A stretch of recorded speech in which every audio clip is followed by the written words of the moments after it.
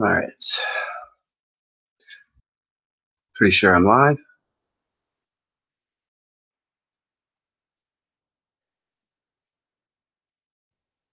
All right. Everybody hear me? CTS out there? Can you hear me? Good. You see my screen?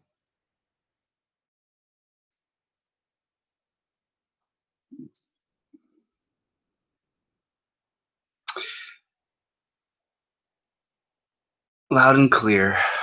All right.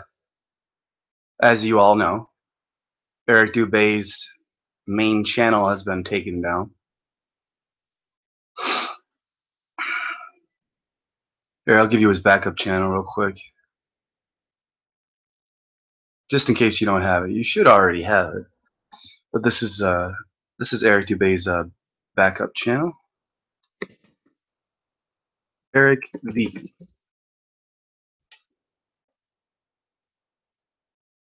Huh? 204 subscribers. Oh, okay, I was gonna say. I'm like, this is my backup channel, so now I'm subscribed. Now wait a minute.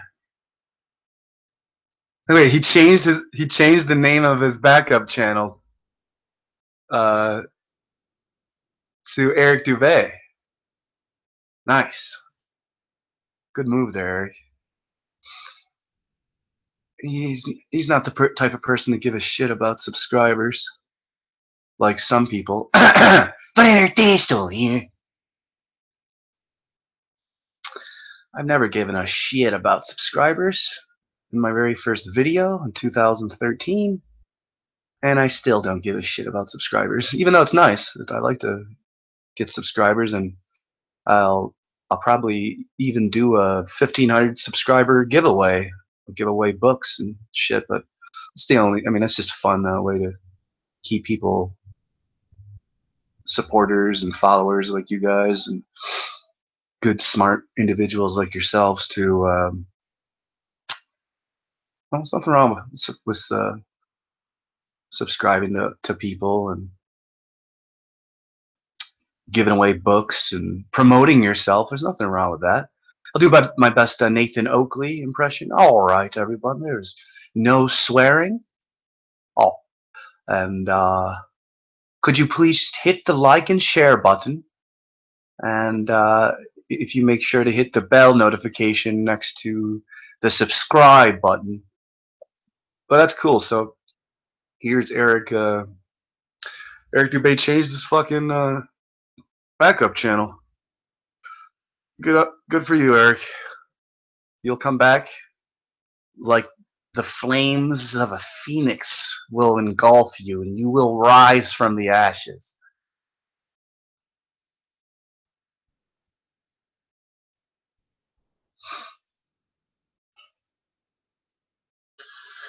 All right. Let's see here. Yeah, I'm really tired. I didn't get any sleep last night. Got some bad news. My dad's in the fucking hospital. He had a fucking heart attack, and he's all right. I mean, he's all right. Hopefully, he's in stable condition. He's not unconscious, but yeah, that's a little bit stressful. But being stressed out and anxious, that shit doesn't help any situation. I've learned from the past. I've learned from the past that being anxious and stressed out does not change the situation at all. So everyone, like and share this. Subscribe to Eric's newest. I just in the link there in the chat room. Eric's channel is there. I actually talked to him. I told him to. I invited him on the show, the FlatCast, and to if he wanted to talk or anything. And he's got too much work to do. So now he's busy building up his new channel, and he's going to be putting out new videos on his new channel that I just linked you to in the chat right there. And yeah, he's not going to be doing many hangouts or interviews for a while. He's got a lot of work to catch up on. And if I know Eric, like I probably do a little bit, I would presume that he already has backed up his old videos, his videos from his main channel. I hope he did. I'm about to fucking take all my videos from my main channel, Flat Earth SubGenius, and put them on my fucking backup here. What's up, Darren? What's going on, mate? Let's see how much time I got left here. Not much time left with my my band here. It said I had an hour about a half hour ago, so I'll check that in a little bit. So let's see here.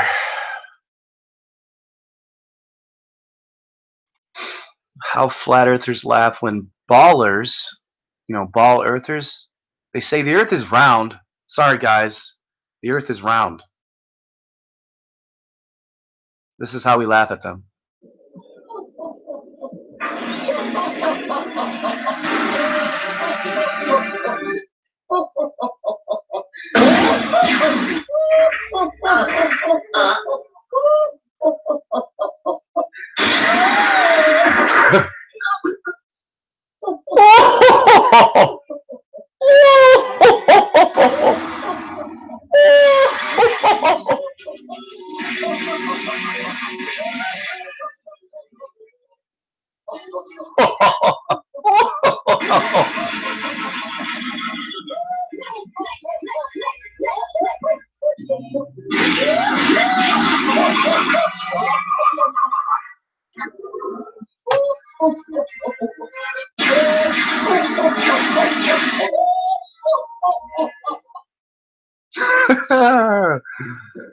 Oh, it's hilarious.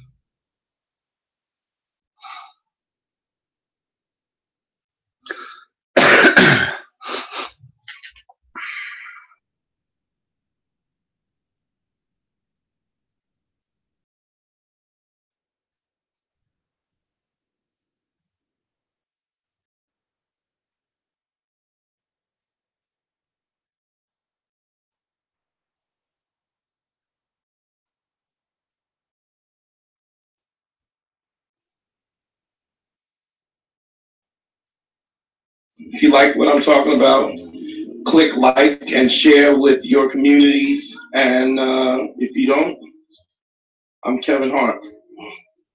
Also, if you want to get some more information, you can go to BeigePhillip.com and listen to the podcast on iTunes. It's also available through the app, the Beige Phillip app. You can get it on the Android and the iPhone app store. Here's why you shouldn't get mad at your woman when she gives you shit. Alpha males battle to gain mating access. It's said to be believed that the winners of those battles have the best DNA. This also explains why the female gender of the species always finds the strongest males more attractive. A woman finds a man attractive based on the fact that he can keep her safe at her most vulnerable state. Whether or not she has a child, wants to have a child, or is even capable of having children makes no difference when she feels safety. Now, I'm not saying that a woman can't find a man attractive or his financial status. What I'm saying is if you want true visceral and instinctual attraction, you have to figure out what those precursors are and then follow through on each and every one of them. Society says it's no longer socially acceptable to engage in mortal combat to gain reproductive access. So there lies the problem. How do women find a way to remove beta males with their subpart DNA from the dating pool? I believe that women have come up with a subconscious and evolutionary answer to this problem. Women subject beta males to a series of social tests to eliminate them from the DNA pool. And that's where we get the Beige Phillip rule that states a woman gives you shit to make sure you are the shit. Let's examine the old adage, happy life, happy wife. What it asserts is that a man should make his wife happy at the behest of his manhood and his personal self-respect. When his manhood and his self-respect are the two things that she found most attractive about him in the first place. And most men at the direction of the feminist movement would not say anything at all to upset the apple cart just to gain peace in their home when they don't understand that these tests are going on every single day. What's happening is as these social tests are being administered, because this dude's got to fucking adjust his audio for fucking levels. These beta males don't want to upset the apple cart. They just put up with it and fail the test over and over again. And as these beta males gain this temporary peace, what they're not realizing is that every time that they fail to pass the test, their woman is finding them a little less attractive on a visceral level. And once he continuously gives off this beta energy, he becomes so unattractive that all that need happen is there be an alpha male nearby that she would find attractive on an instinctual level. You need to be unaffected by the chaos that's happening around you in order for your woman to feel safe with you. Now, this doesn't mean be a dick and don't pay attention to your woman. That's not what I'm saying. What I'm saying is you have to pay more attention to, but you're rather listening to the words that are coming out of her mouth. You motherfucker! I don't want to get in trouble. Of what she's saying, if there's a congruency between what she says and what she does. The real point is that don't be mad at fish for swimming. Women are going to act in emotional ways, and they're driven by their instincts just like we are. If you like what I'm doing, if you like what I'm saying, don't. I don't know, man. I think you're kind of fucking weird. You got a fucking hook in your goddamn ear.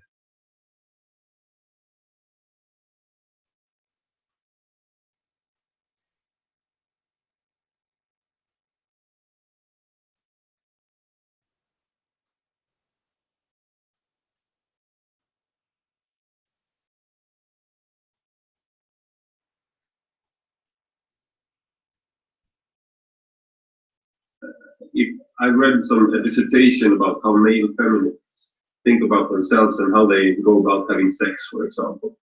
And one of the men said that his way to approach sex was that he didn't take any initiative because he would defy the whole situation and the woman.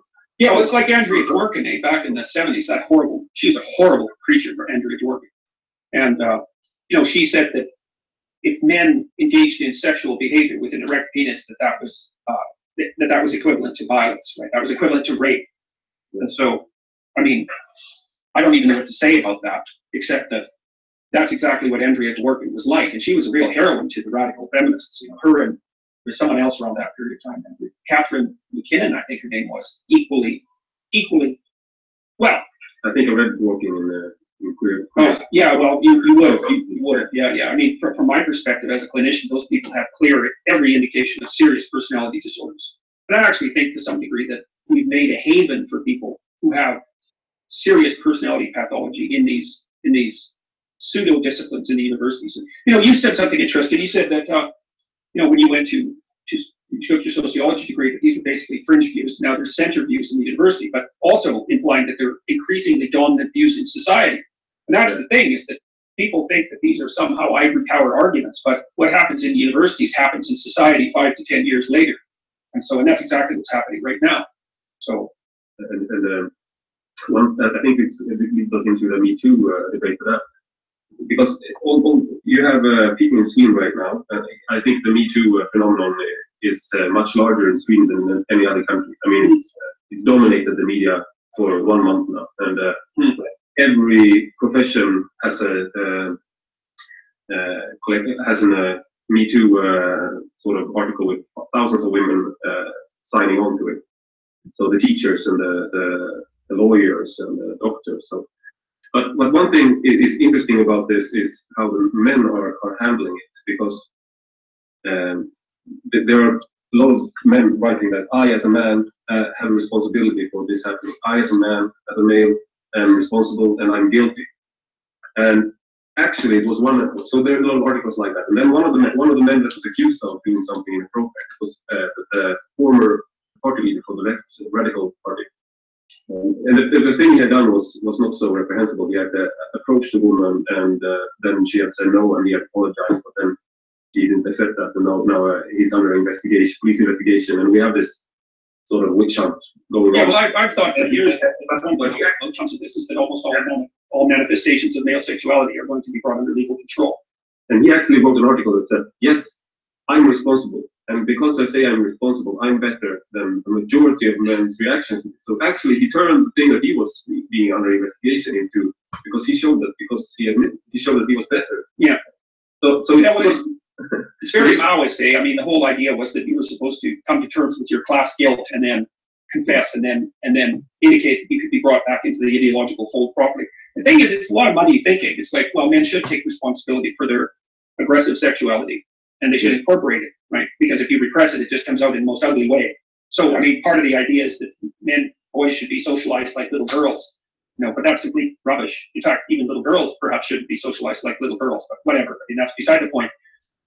That aggressive capacity that's associated with sexuality as well, as Freud pointed out so long ago. That was a very good point. Part of the idea is that boys should be socialized like little girls. No, but that's complete rubbish. In fact, even little girls perhaps shouldn't be socialized like little girls, but whatever. I mean, that's beside the point. That aggressive capacity that's associated with sexuality as well, as Freud pointed out so long ago, needs to be integrated within the personality so that it's under control, right? And then it's the hint of darkness and it's the capacity for malevolence, but it's brought under civilized regulation. And so then you get to have your cake and eat it too, right? You can be strong and potentially dangerous and mysterious and all of those things that are definitely attractive, that are attractive features of men, not only to women, but also to other men. So you have to take responsibility for that, but that doesn't mean that you should identify yourself as the member of a guilty group because of a class-based accusation, right? That's just, you're not guilty as the member of a class. I mean,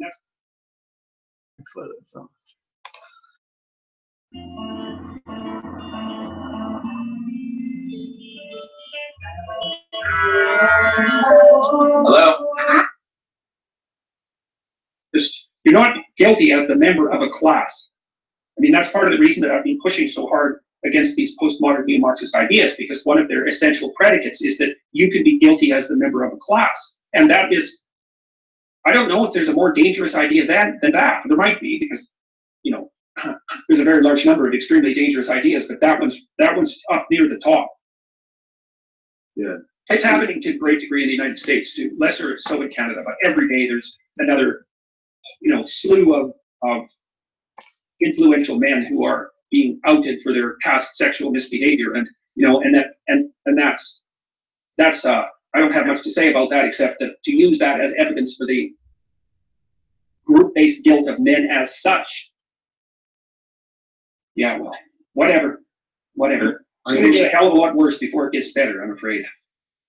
I think this is also, I would like to ask you about this as well, because as a man growing up in a country like Sweden, you have to, I would say that I think a lot of boys at least are confused what it means to be a man. And then you have these public figures, adult males, admitting to collective guilt and trying to be sort of the new male, which admits to guilt, the feminist, the good man.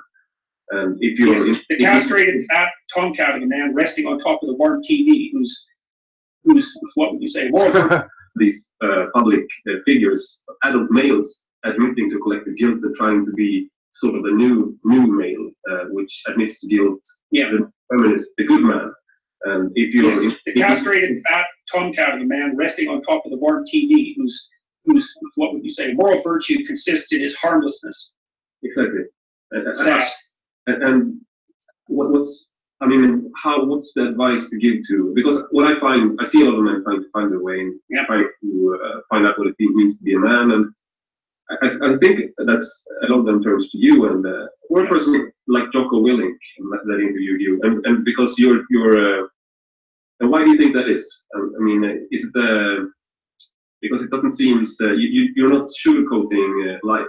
You're not giving them. No, well, the funny thing there's a couple of things that I'm doing that are different from what people usually do. So in the last 20 years, the constant message to young people is self-esteem, feel good about yourself. It's like, I don't buy that. I think that you look at yourself in the mirror and you think, Jesus Christ, I could be a hell of a lot better than I am. Yeah. And the thing is, there's nothing more complimentary to tell self-esteem. So in the last 20 years, the constant message to young people is self-esteem, self-esteem, feel good about yourself. It's like, I don't buy that. I think that you look at yourself in the mirror and you think, Jesus Christ, I could be a hell of a lot better than I am. Yeah. And the thing is, there's nothing more complimentary to tell a young person than that. It's like, look at you, you're a wreck. Grow the hell up. There's so much more to you than you're manifesting that you can hardly imagine. It's like, well, you think that's a criticism. It's like, no, it's not. It's a great compliment. It's like, look at how much more you can bring out into the world. Get your aggression under control. Strengthen yourself. Like, take on some responsibility. See if you have enough bloody courage to tell the truth. Put your life together. Stop whining. And the men eat that up because no one's ever told them that, which just breaks my heart. Yeah. It's so bad. And, you know, the boys are pulling out of everything. They're pulling out of university. They're pulling out of life. They're pulling out of marriage. And because of that, they're more awkward and unsophisticated than they would otherwise be, and much more prone to make sexual errors, some of which are, you know, predatory malevolence in a small proportion of cases. But it's another one of those situations, you know, like, imagine that 1 in 100 men are sexual predators. Yeah. Probably, maybe it's... Not quite sure what a sexual error is. I mean, I've had some I've had some sexual errors happen in my life, but never wanted to rape someone. 1 in 50, but let's go with 1 in 100. Well, that small proportion, commit all of the sexual predation. Like, if you look at criminals, it's a Pareto distribution again. 5% of the criminals produce something like, well, the overwhelming majority of the crimes, right? It's a small coterie of specialized people who are responsible for all the criminality. Lots of people are in prison because they did one heinous thing, you know, like they got enraged or drunk and did something violent. But there's the serial criminal types, and they're the ones that like, we had one guy in Toronto, for example, who ran a bike theft ring, and they finally nailed him. And like, there weren't any bikes stolen in Toronto after that. It was just him and his coterie of, you know, organized bike thieves. And these guys that are being outed, these serial predators, they are responsible. Like, one predatory guy can prey on, who knows, 500 females, 1,000 females in a lifetime. Jesus. So it always seems like, I mean, this is a lot of the guys. I was one of these guys who sort of turned away from society for a while, like into computer games and like this slacker identity. Where Slacker? Just sort of, I guess it's. Are you a SubGenius, perhaps? Did you say Slack? Praise Bob. For a while, like into computer games and like this slacker identity where. Oh, the slacker identity. Isn't that interesting how the word slack and slacking and slacker, it relates to, like, they try to identify it as like kind of like a hobo or like a guy on the couch just smokes weed. I've done more this past year. I got over 300 videos combined. That's a lot of videos. I put out pretty good work. Dare I say it, I put out some great work. Which is sort of, I guess it's always been there. Like, you turn to like away from all responsibilities and go to dream work. But the opportunities to do this is so much larger now. Yeah, well, it's the Lost Boys, like in Peter Pan, right? They're in Neverland and they never grow up. And Peter Pan is their leader. That's the story. And it's not surprising because it's easier to occupy yourself trivially than it is to do something difficult. So, like, there's a big tendency in that direction to begin with, because it's easier to do nothing than to take responsibility. It's easier to play games than to plan for the future. It's easier to be resentful and angry than it is to be, you know, to shoulder your vulnerability properly. And then when you add on to that, the idea that if you go out into the world and try to strive forward, that you're nothing but a predatory patriarch, then, well, it's just the icing on the cake. You know, I had a friend who was like that. He pulled back from the world, and because he believed that active masculinity was a pathological force, and he poisoned himself terribly because of that, and he committed suicide when he was 40. He hooked a hose onto his exhaust pipe and gassed himself up in the mountains in Alberta. Jesus. And that was the logical consequence of his self-hatred. It's like, well, if you're so pathological, why don't you just do yourself in? And hiding like that is it's not, that's obviously not the full-fledged manifestation of that, but it's believe me, it's on the road. So yeah, I'd be talking to all these young guys. They come to my biblical lectures, for example, and the message is always the same. It's like, stand the hell up, get the hell out there in the world, take local responsibility, put yourself together, because there's nothing more dangerous than a weak man. Fucking love that shit. That was good. Rule number 1, stop being pathetic.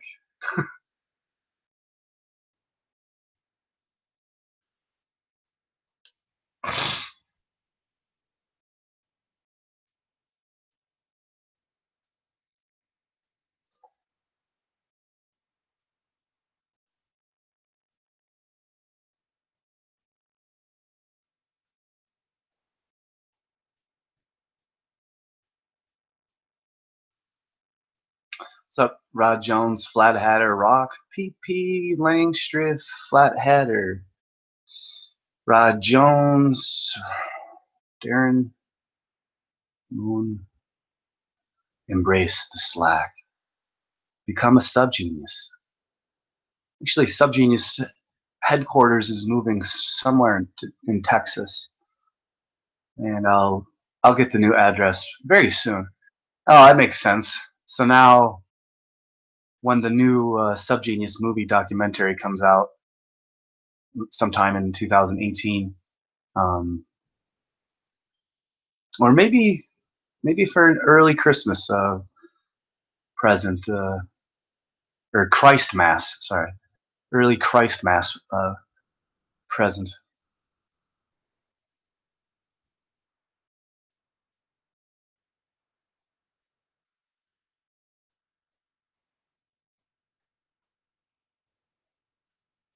Huh? I a fool?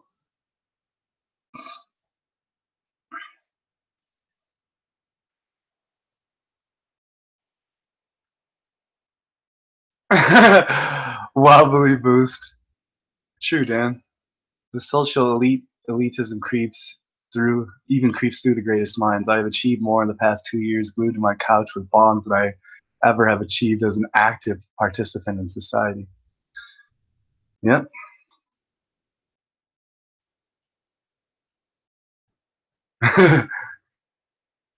What's up, Caroline? I want to give you a wrench.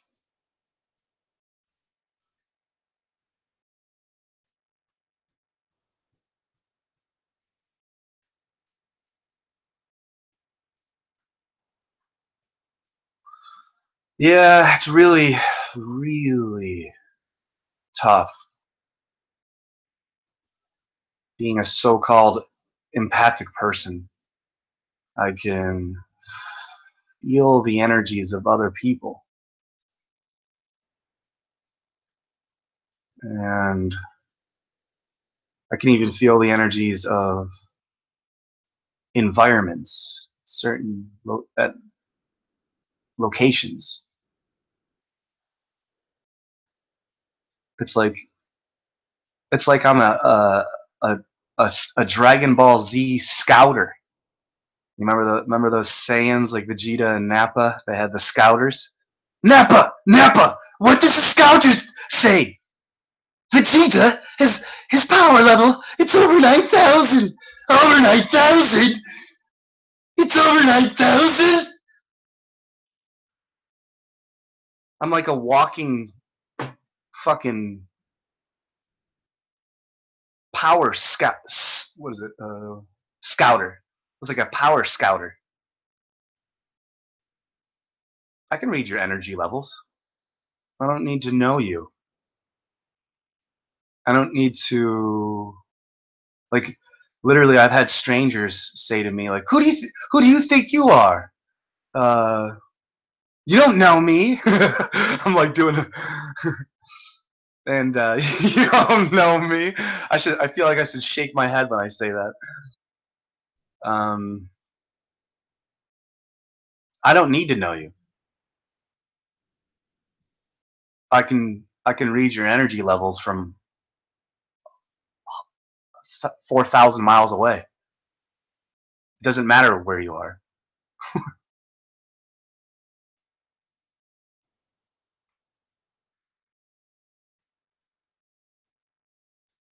Wobbly boost.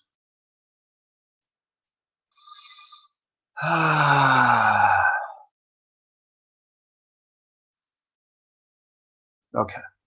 Let me continue watching.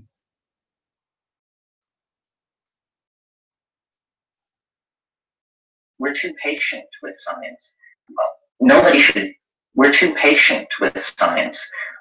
Nobody should be allowed more than 50 years to get their act together. Too patient with science. We're too patient with science. Nobody should be allowed more than 50 years to get their act together. We're too patient with science. Nobody should be allowed more than 50 years to get their act together. We're too patient with science.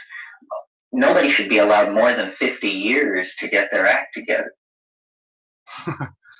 We're too patient with science. We're too patient with science. We're too patient with science. 50 years to get their act together. So nobody should be allowed 500 years to get their act together. Science has had 500 years. Science has had fucking nearly 5,000 years to get its fucking act together. Fucking 50 years, Terrence.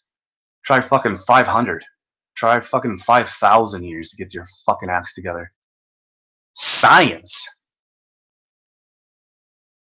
Science. Science. Science was my best subject growing up. I could sleep through science, all the sciences. I'd get straight A's. I'd wake up, take the test, and get fucking straight A's. My best subjects were English and science.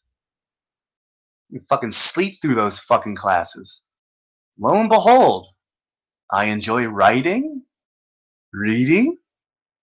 I like science fiction. I like science. I like the scientific method. I think it really helps.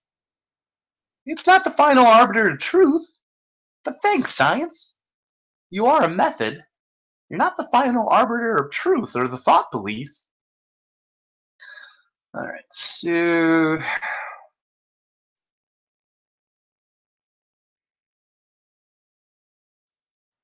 we're too.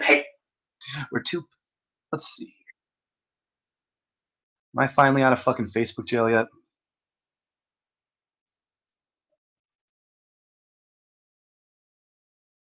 Let's see if I'm out of fucking Facebook jail.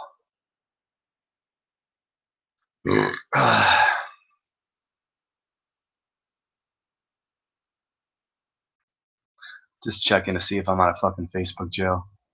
So I can't like respond to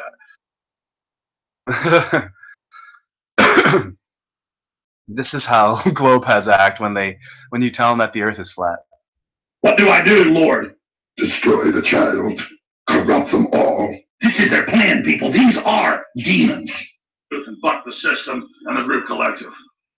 Do that, and you'll earn your way to the next level. This is the info war. I came knocking on your door 1,000,000 times, and you laughed at me. And more blood. Basically, and more blood. Basically, space aliens. I'm an explorer. I'm a human, and I'm coming. Basically, space aliens. I'm an explorer. I'm a human, and I'm coming. And I'm not gonna go along with it. A Gujarat battle.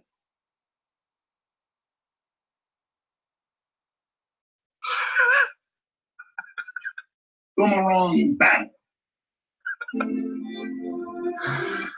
A Gujarat battle.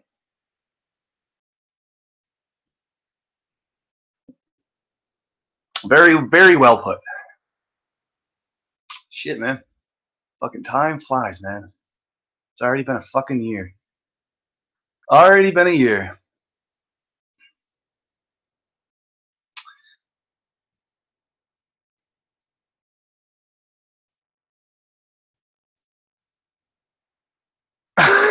All the world's a stage. A guy who didn't exist. That's a funny joke. Do you guys get it? All the world's a stage by a guy who didn't exist.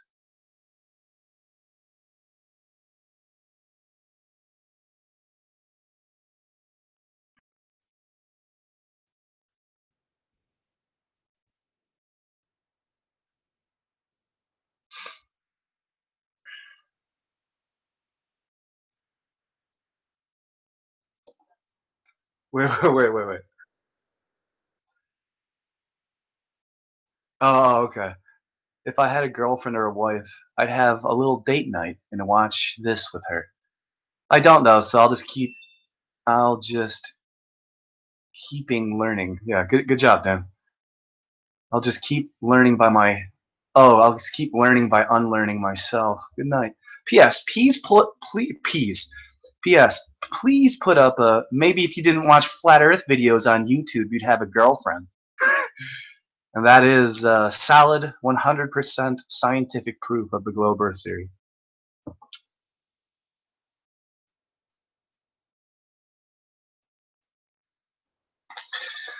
Da-da-do, da-da-da-dee-dee-dee. Everyone look around and see if you can spot the narcs. They're the ones who look like hippies. Oh, baby. 2015. Fucking loved. You gotta watch this, man. Maybe Logic, the Lives and Ideas of Robert Anton Wilson. That's fucking life changing. I asked for a bike, but I know God doesn't work that way, so I stole a bike and asked for forgiveness. Yuck.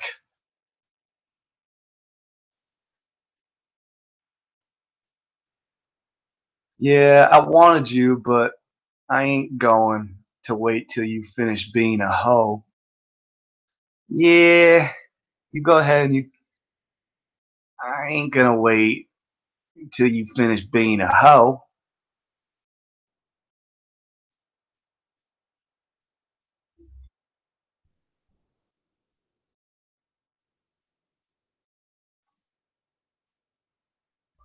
It takes a special kind of con artist to get rich without paying any taxes by selling people an invisible product for 10% of their income that they can't see until after they die.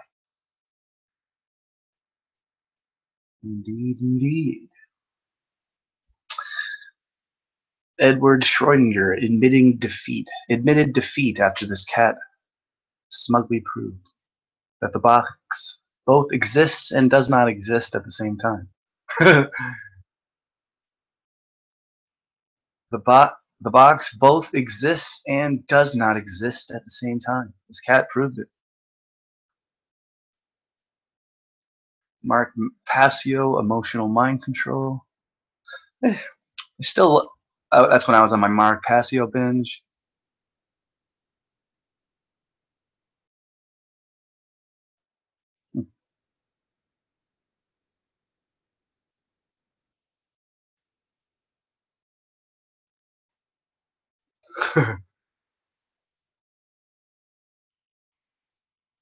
Creepy AI telemarketer sounds human, denies being a robot.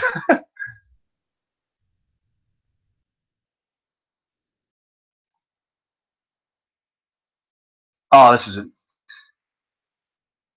Share this if you think every grocery store should grow and sell organic food on its roof, and all major cities' rooftops would solve the food problem. Yep, every single grocery store grow and sell organic food on its own roof, and if you did this in all the major cities on the rooftops, it would solve the food problem in 18 months.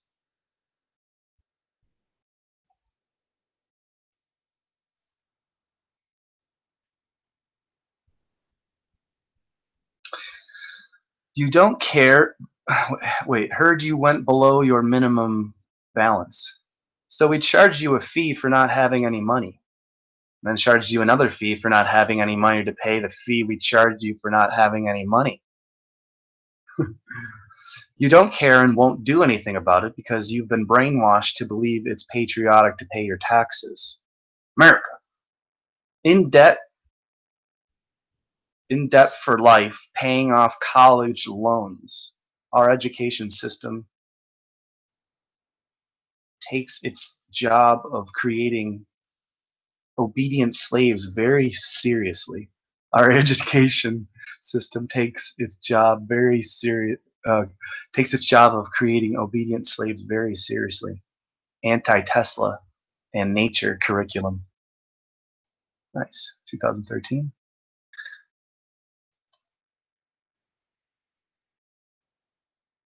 Is there another side to Nelson Mandela? Is Nelson Mandela a role model or a criminal? 2013. Sandy Hook. See, folks, unannounced drills are happening all around the country. No one is notified in advance. It just happens. Fuck that. And those who are behind them. That is probably what happened at Sandy Hook more than ever.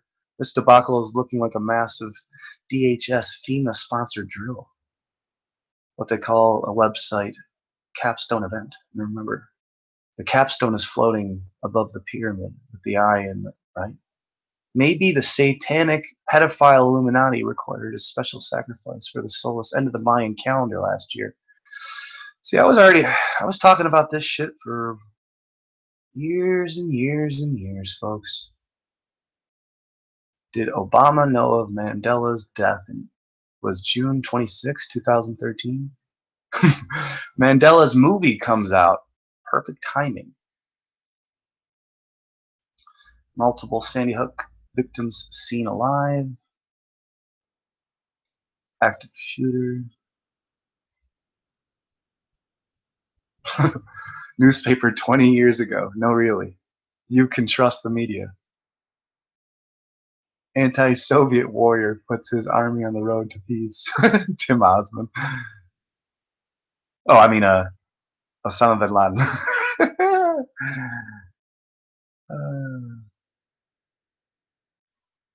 Yeah, this shit was a fucking weather modification right here. I remember that. 2013, snow covers Egypt for the first time in 100 years. Weather modification. The adjacent possible. That was Jason Silva. I liked him. Still a globehead, but they are paying attention.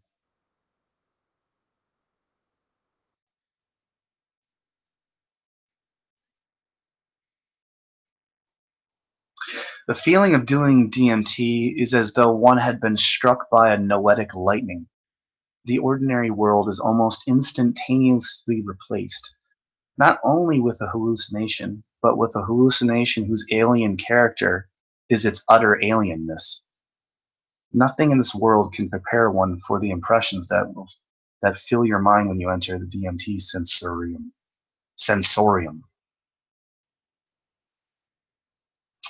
I would have to agree there. Earth's next 100 years visualized. Dear God, that's gonna be a fucking. I kind of want to watch that. It's gonna be a stupid globe programming. Look at this shit. I'm talking about chemtrails on CSI. It's called pre-programming. It's a form of mind control. When is this old hag gonna kick the bucket? Reptilian cunt. December 2000. This is before the Mayan calendar. So this is right before that whole stupid Mayan calendar shit. That really helps speed up my awakening process. Okay, a spaceman came traveling. I always listen to this song around this time of the year. I love this fucking song. It's like a fucking it's like a Jesus song. I would listen to it, but it's gonna give me a copyright strike. It's a great song.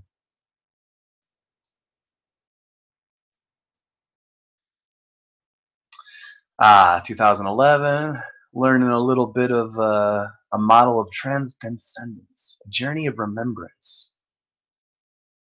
A little cannabis. Come on, obviously helps cure cancer. It's a Harvard study. No, it was Ben Fulford days. 2011.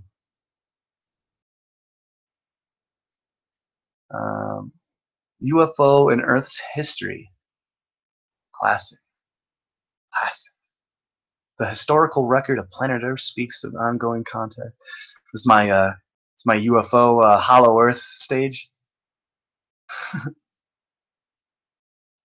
Dude, racism is stupid. I am black, white, and Asian, but everyone loves me. So stop the hate and start to love, man. Nice.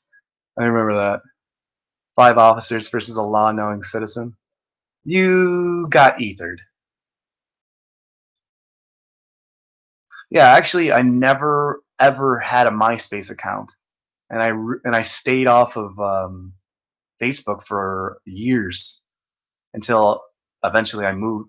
I moved over to from Buffalo, New York. I drove to fucking Los Angeles, California, in my Mustang, and that's when I created my Facebook account in about late 2009. Yeah, yeah.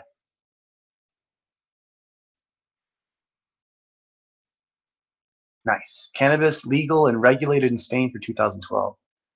I'm gonna fucking check that shit. If it's not legalized in fucking Spain, then fucking nearly 6 years later, something's wrong. David Wilcock days. I gotta call this motherfucker out. Can't stand this motherfucker. See, Ben Fulford and David Wilcock days. I used to be into the David Wilcock and Dr. Stephen Greer back in these days. Oof.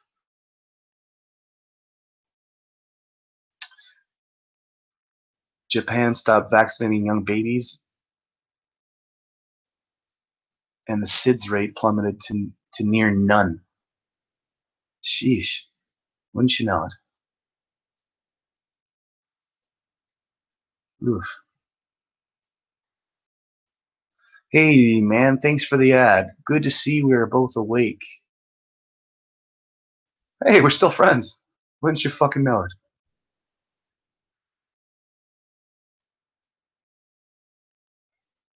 World banker makes stunning confession. This was my figuring out that the Federal Reserve and studying the Titanic days.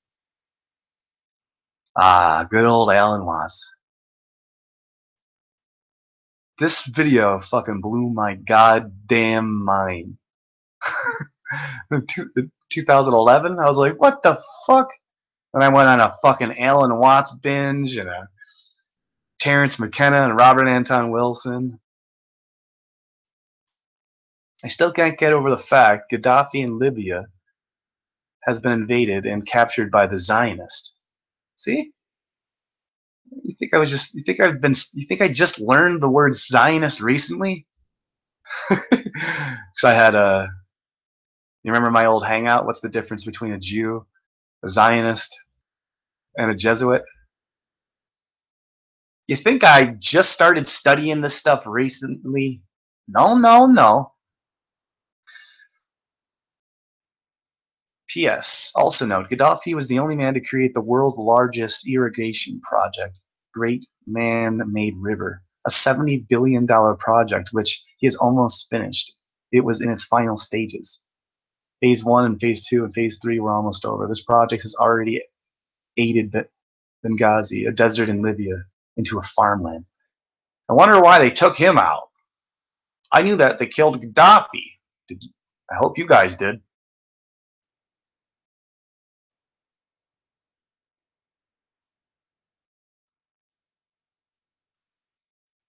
Just one more reason to work on natural medicines instead of chemical toxins.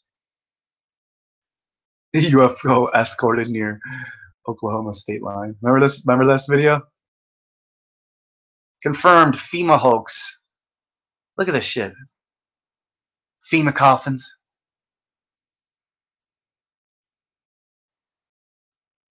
(2011). I was studying geocentricity in 2011, 2012. Maybe even before that. Yeah, obviously in 2000 fucking, like, seriously studying it. Like, I was just thinking about it and writing about it a little bit in 2007, but seriously thinking about it. Nice. Magic mushrooms and the history of Santa Claus. Look at that shit. Everyone's posting this nowadays. Everyone's posting, hey, history of Santa Claus, magic mushrooms, and DMT elves, and fucking Terrence McKenna, magic mushrooms, and Satan Claus, and yeah, I was posting this shit in 2011. Thanks for playing. Oh god, you know this is gonna be 100% authentic. It's the fucking video for Black Hawk Down.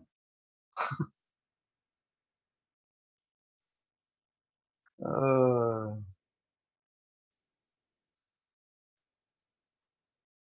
I agree with you that there is no God, but I also say that there is indeed a God, or gods for the matter. I agree with you that you are God because I am God. We should be one, using each other for warmth and positive light. Not fuck the country, but fuck the borders. Either way, I stopped needing a comfort blanket a long time ago. Yeah, that's something I definitely said in 2010. Oh, nice. What I've been humming all week, my mood.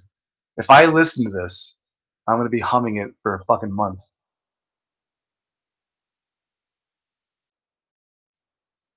UFO.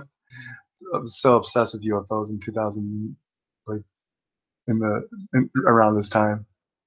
Loch Ness monster. Ugh,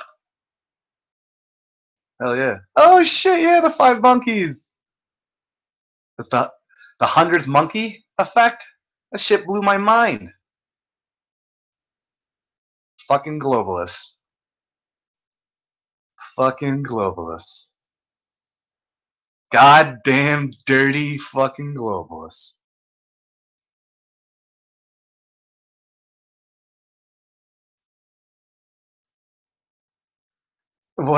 See, look at this. Historians discover letters and numbers in Mona Lisa's eyes. What a ridiculous distraction.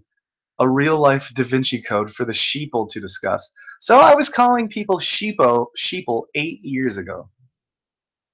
I stopped that. What's up, Leslie? Let's see if it works. It works! Wait, did it work? Where's the thumb? What the fuck?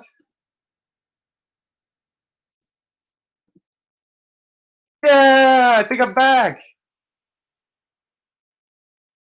Okay, cool. I got my fucking Facebook back. Now I'm gonna fucking see the thing about nice. It worked. Nice. I'm back. Oh, now I gotta go to fucking. Now I gotta go to YouTube. And now I got my Facebook back after like 3 weeks, even though they only told me it was fucking 1 week. And Facebook told me it was that I was off for that I was be banned for 1 week. It's been like 3 weeks. Okay, so Kyle South Park, I'm back.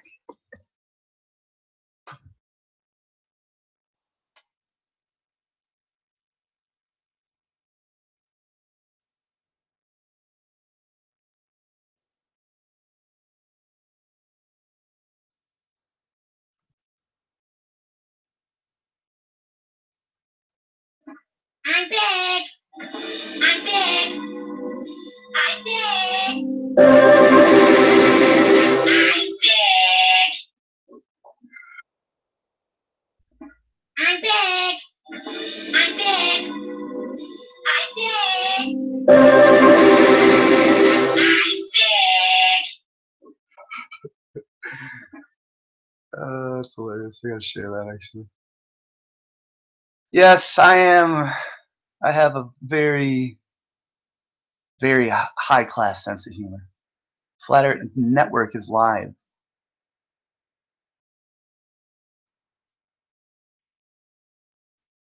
Oh, I'm afraid if I fart, I'll shart myself.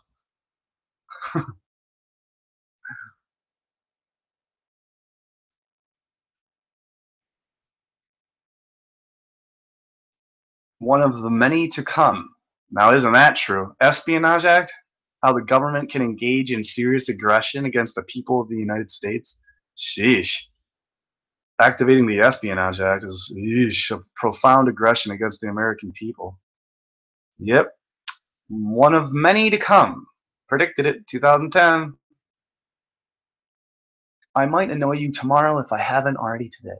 Learn to love people, even if they themselves are incapable of it. 8 years is. We're friends for 8 years, Mike. Yay!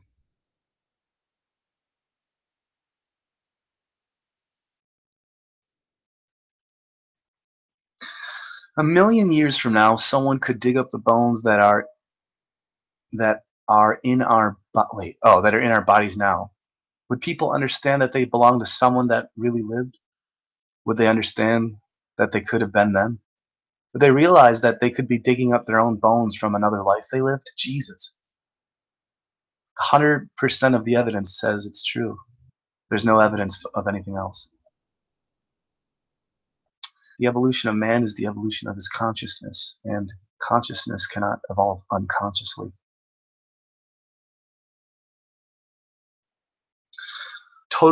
Totality of great things to love. It's a lot of things to love. Look at. I put gravity on there. At least I put magnetism afterwards. See, it wasn't totally stupid. And then force. So give me a break, okay?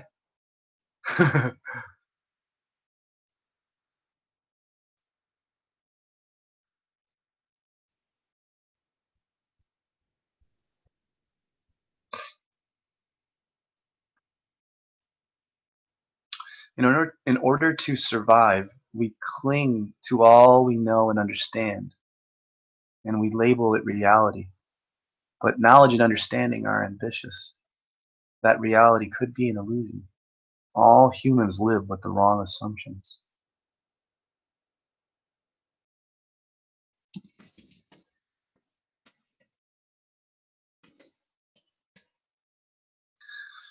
Alright, cool. I got my Facebook back. Do.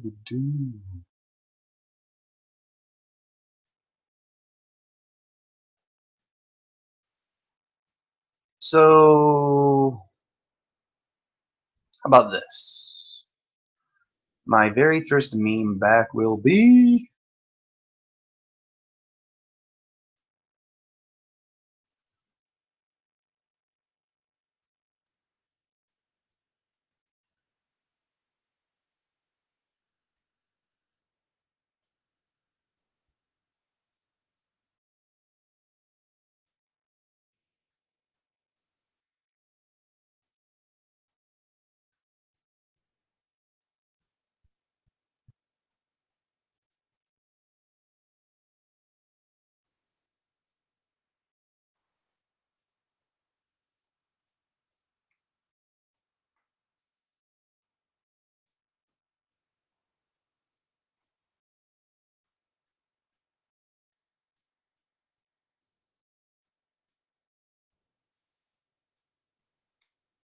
I gotta fucking order these things, man.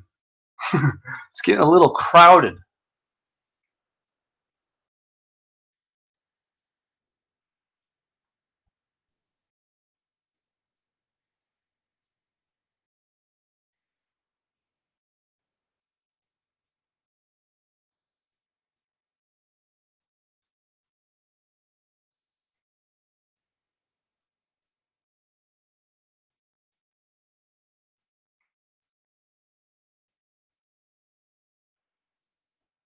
What the fuck is this shit? What, do they change this? What the fuck is this? I want to create an album.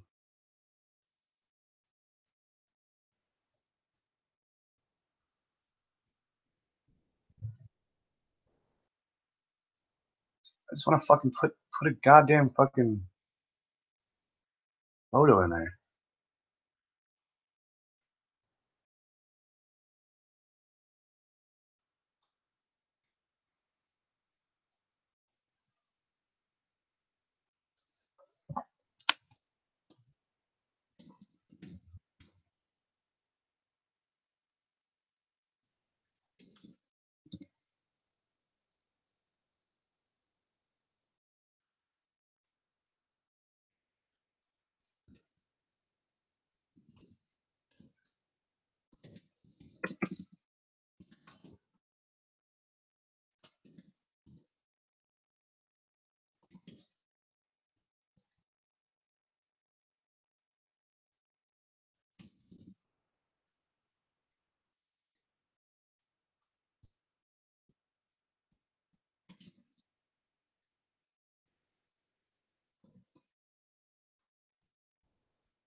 I almost want to do a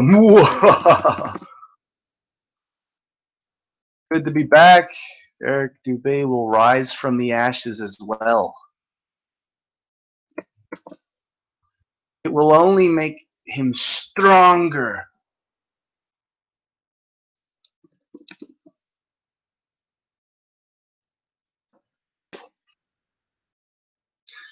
Facebook prison isn't a joke. I told you not to post that meme. I'm a fucking idiot. I'm so sorry. Please wait for me. Think before you meme.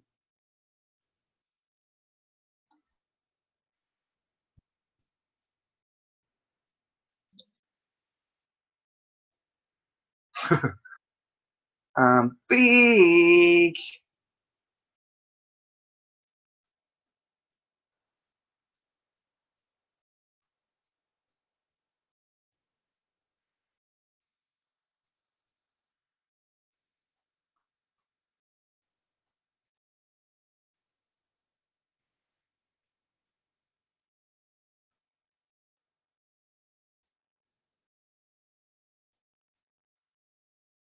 Yeah. Here, let me show you some predictive programming from Donald Trump in 1980.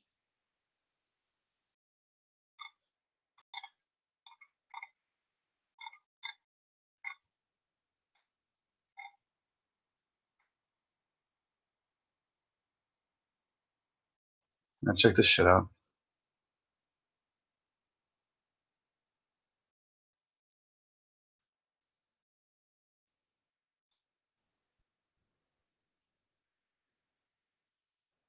You are a mover, you are a doer. If you could make America perfect, how would you do it? Well, I think that America is a country that has tremendous, tremendous potential. I think that much like the mind, I think that America is using very, very little of its potential. I feel that this country with the proper leadership can go on to become what it once was. And I hope, and certainly hope, that it does go on to be what it should be. What should it be? Well, it should really be a country that gets the respect of other countries. Is respect the most important thing in your opinion? Well, respect can lead to other things. When you get the respect of the other countries, then the other countries tend to do a little bit as you do, and you can create the right attitudes. The Iranian situation is a case in point. That they hold our hostages is just absolutely and totally ridiculous. That this country sits back and allows a country such as Iran to hold our hostages, to my way of thinking, is a horror. And I don't think they do it with other countries. I honestly don't think they do it with other countries. Obviously, you're advocating that we should have gone in there with troops, etc., and brought our boys out. I absolutely feel that, yes. I don't think there's any question. There's no question in my mind. I think right now would be an oil-rich nation, and I believe that we should have done it, and I'm very disappointed that we didn't do it. And I don't think anybody would have held us in abeyance. I don't think anybody would have been angry with us. And we had every right to do it at the time. I think we've lost the opportunity. For some people, the ultimate goal in life has been becoming the President of the United States. Would you like to be the President of the United States? I really don't believe I would, but I would like to see somebody as the president who could do the job, and there are very capable people in this country.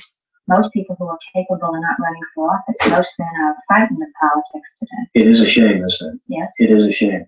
The most capable people are not necessarily running for political office, and that is a very sad commentary in the country.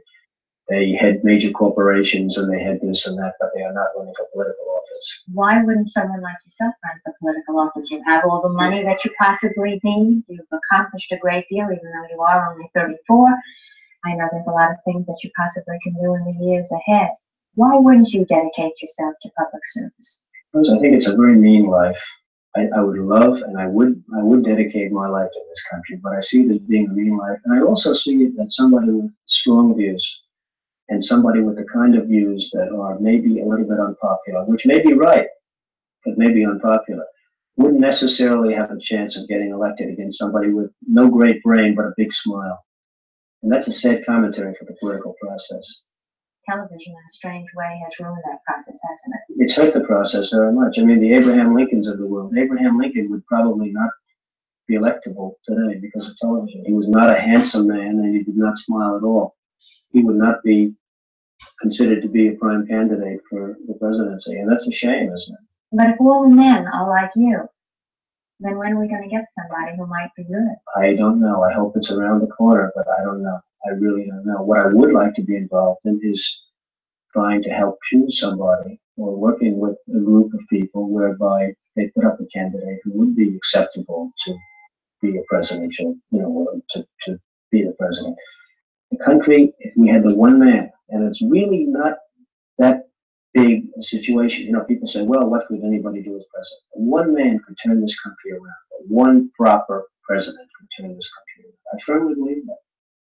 If you lost your fortune today, what would you do tomorrow? Maybe I'd run for president. I don't know. The situation, people say, well, what could anybody do as president? One man could turn this country around. One proper president could turn this country around. I firmly believe that. If you lost your fortune today, what would you do tomorrow? Maybe I'd run for president. I don't know.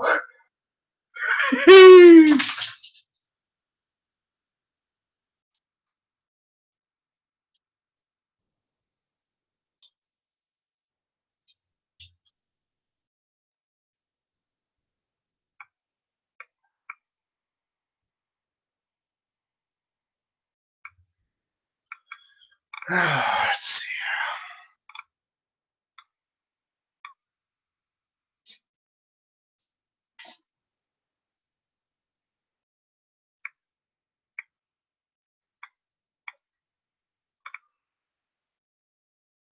See you later, Antonio. Wait, is that the real Antonio? Oh, yeah, I guess so. What's going on?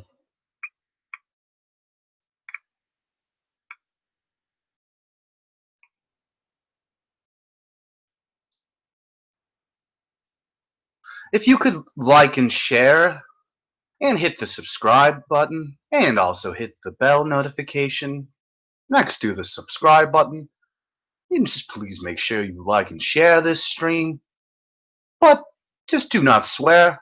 No swearing allowed.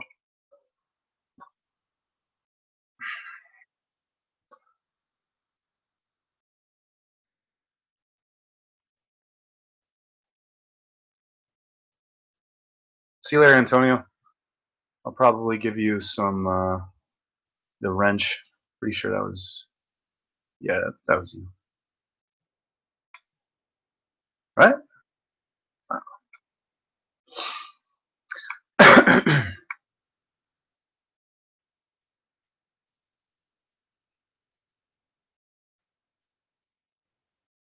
All the world is staged by the guy who didn't exist. No, Sir Francis William Shakespeare, and people say that Sir Francis Bacon was William Shakespeare. Some people say that fucking William Shakespeare never existed. Some people say that fucking Francis Bacon never existed.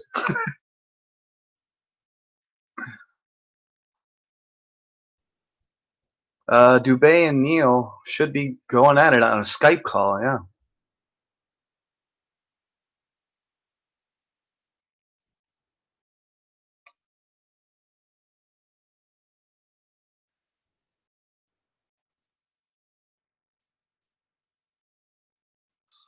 Hmm. Science. What is known? Knowledge of something acquired by study, information. Also, assurance of knowledge, certitude, certainty. There is no food problem? What are you, fucking retarded, Rod Jones? Well, yeah. Yeah, I understand.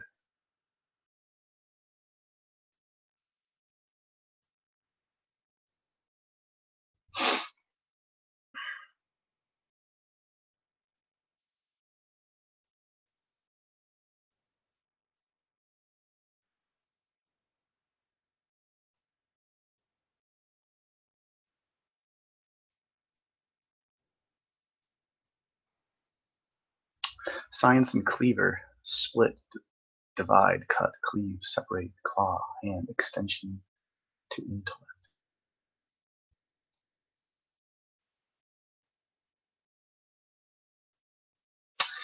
To blind someone with science, confused by the use of big words or complex explanations, is attested from 1937. Oh, that's pretty cool. I never knew that.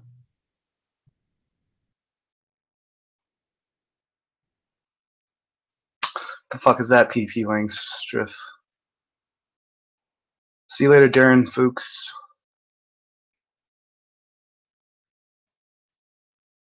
They don't even have a proper description of the scientific method, which is the fact-based, repeatable proof ancient science they tried to hide the existence of.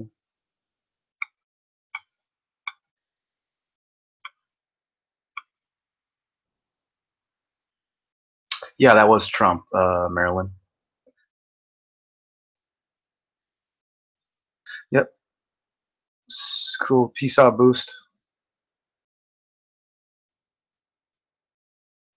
Yeah, I don't doubt it, Maryland. They're trying to groom him. That is the best president since JFK. It's funny. It's weird. There's so much hate and love. A lot of people love Donald Trump. A lot of people hate Donald Trump. It's really incredible. Ugh, excuse me.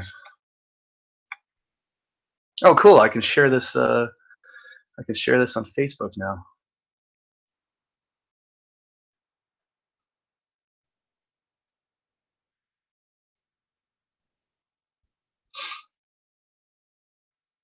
I forgot. What the fuck is this shit?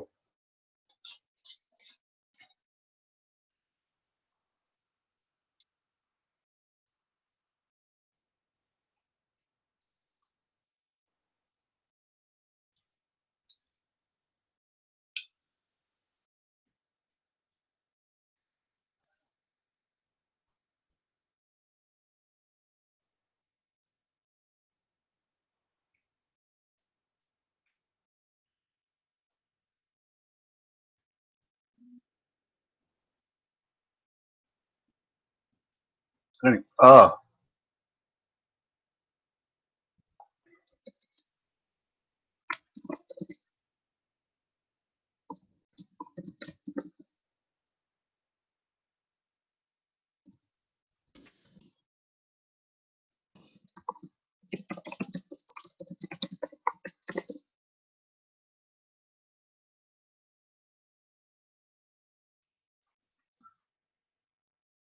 Uh.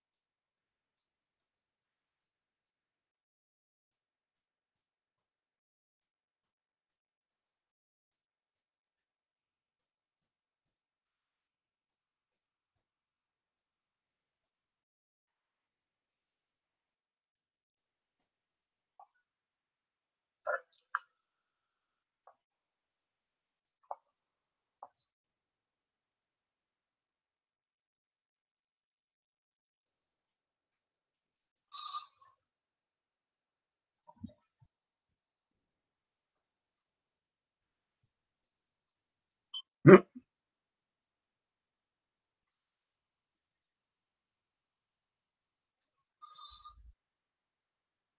right. There's one other thing I wanted to do. What did I want to do?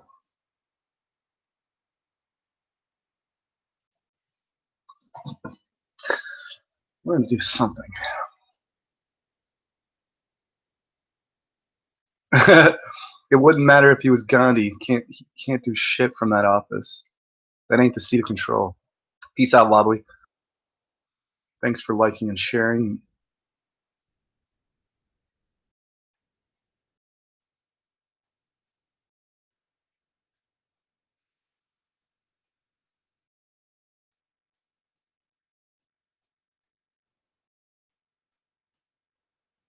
What's up, Arwen?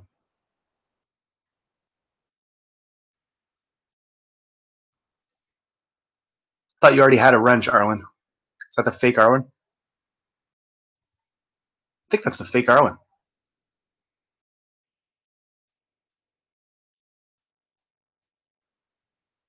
that the fake Arwen?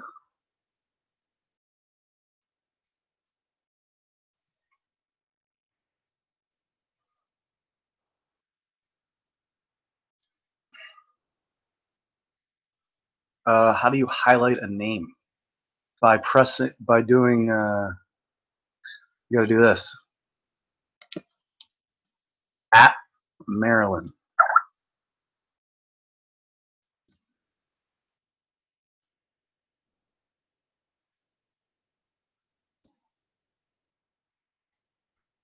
Okay. No, it's not the fake Arwen. Okay. That's you.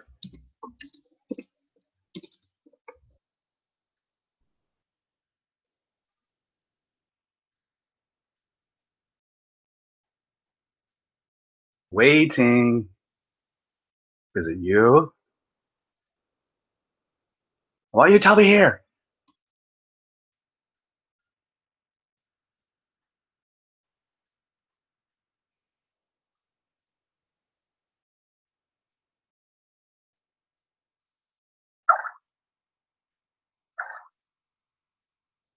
Okay. Gotta be. Just answer me.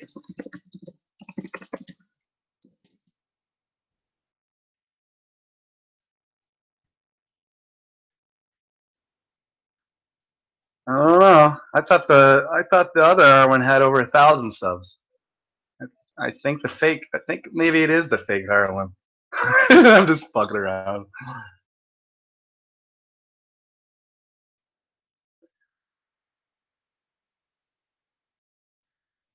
Could have swore you were already a moderator, dude. Hey, what's up, Larry?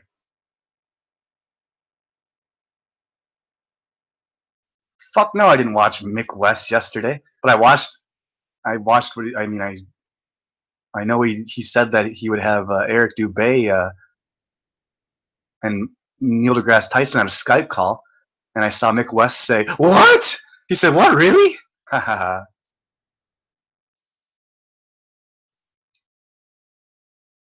Yeah, Rogan is a fucking cunt.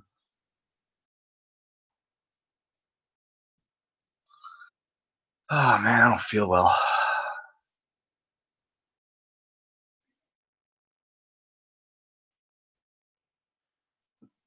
Hey, how's it going? What happened to Eric's channel? Got taken down, bro.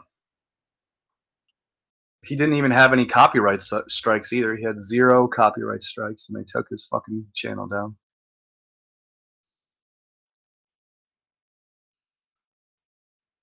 Hey, what's up, Katie?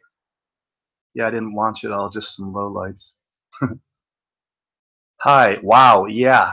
Kill switch engage, yeah. Exactly, Katie. Smoke a blunt, I don't have blunt papers. Does anyone I'm gonna buy Eric Dubay's book now. I'm going to buy Eric Dubay's book within 1 month, guaranteed. I'll have Eric Dubay's book within 1 month. Actually, I'm gonna buy all Eric Dubay's books. Yeah, I can smoke a joint, Katie. I can. Sure. Yeah, I'm gonna buy all of Eric Dubay's books now. Show him some support. So within the month, I will be buying all of Eric Dubay's books, and I will show it in a video, and that will be my way of showing some support to Dubay. Dude, the only reason I do live broadcasts was because I got censored in the first place. I had my channel, Flat Earth SubGenius, which I might have back now. I think maybe since I got my Facebook back, now my fucking YouTube is activated because they got deactivated at the exact same time, which is very weird.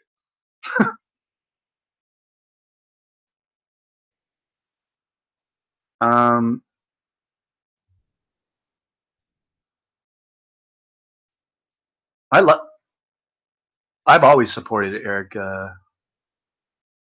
Dubay, Katie, and Math. I've supported them both since the beginning.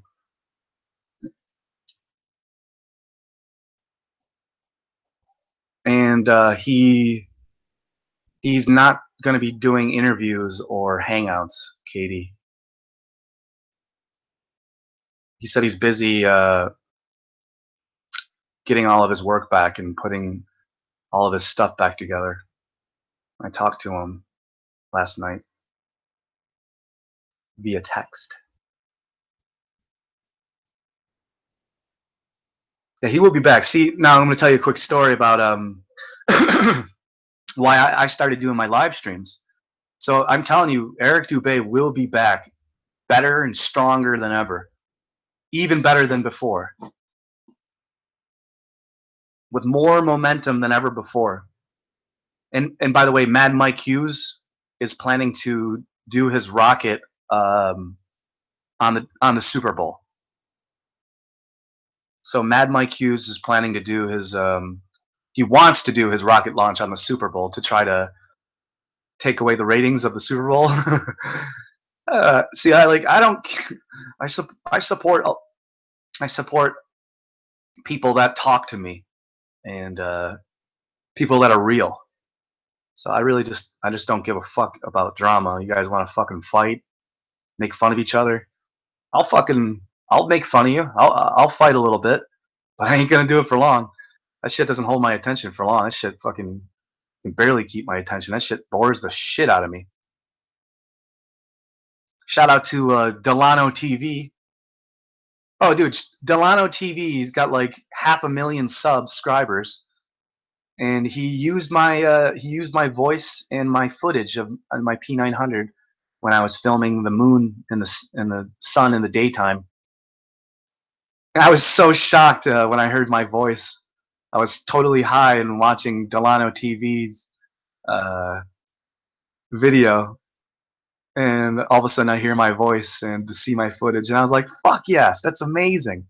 Also, I subscribed to this guy named the LA Beast, and he's one of the original YouTubers.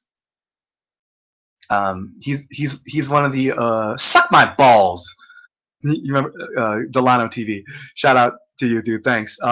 You know, LA Beast is one of the original YouTubers. This dude eats fucking cactuses and eats fucking 20 Carolina Reaper, so like the hottest peppers in the world, and ghost peppers and all this fucking, eats cactuses and fucking ghost peppers and makes himself, just eats obscene amount of, like totally obscene amounts of food and other weird stuff. He just eats random things. He's a competitive eater. He's probably ranked like 15th competitive like fastest eater in the world. But he's got 2 million subscribers on YouTube, and he was he was live 2 days ago, and I tried to do a super chat and tell him that the Earth is flat and round. Have a nice day. But it wouldn't let me it wouldn't let me donate super chat to him for some reason, because my YouTube's been fucking up like crazy lately. And but I got lucky, and since my name is Flat Earth SubGenius, and since he has 600 people on his live stream, everyone just comment. That's why I made my name Flat Earth SubGenius, because it just triggers people. And if you have the name Flat Earth in your name, you're going to trigger people. And so all the people in his live stream were like, Earth isn't round, or the Earth isn't flat. But I make sure you say it's flat and round now. From now on, everyone. And from now on, make sure you say it's flat and round. But also make sure you let them know that round isn't a ball. Round doesn't mean that it's a ball. A ball is round, but round isn't a ball. So you gotta make them say it. Say no. It's flat and round. Yes, I know, but rounds, that doesn't mean it's a ball. So could you please say the Earth is a ball and not the Earth is round? You just say the Earth is an oblate. Is it an oblate spheroid, or is it a perfect sphere? Is it a perfect sphere, or is it a potato, or is it a pear, or is it a carrot? Which one is it? But oh, dude, Delano is a fucking legend. Kopi Saka, whatever your name is. Dude, I was so pumped that he used my. I was like, yes, fucking. He watches my videos. That's amazing. I was so pumped about that. Talk about an ego boost. I'm just so. Earth is flat. Suck my balls, bitch. Dude, it's hilarious. I would love to have him on a live stream. Are you kidding me? Okay, so let me get back to my story of why I started to go live. The reason I started to go live was because there was it Pancho? No, it was like the Free Chan. It was the Mr. Free Chan Strong, and that was Pete and Vinny's channel back in the day, like early 2015, and I think it was early 2015 or mid, could be wrong, but it's sometime in 2015. And I remember I always went to their live streams, and I was always, I checked them out a little bit back in the day, and then I joined the first time I joined the very first time I joined somebody else's panel. They booted me off the panel. I can go back and watch. I can go back and try to find that shit. And I got booted off. No, that wasn't with Antonio. That was a different.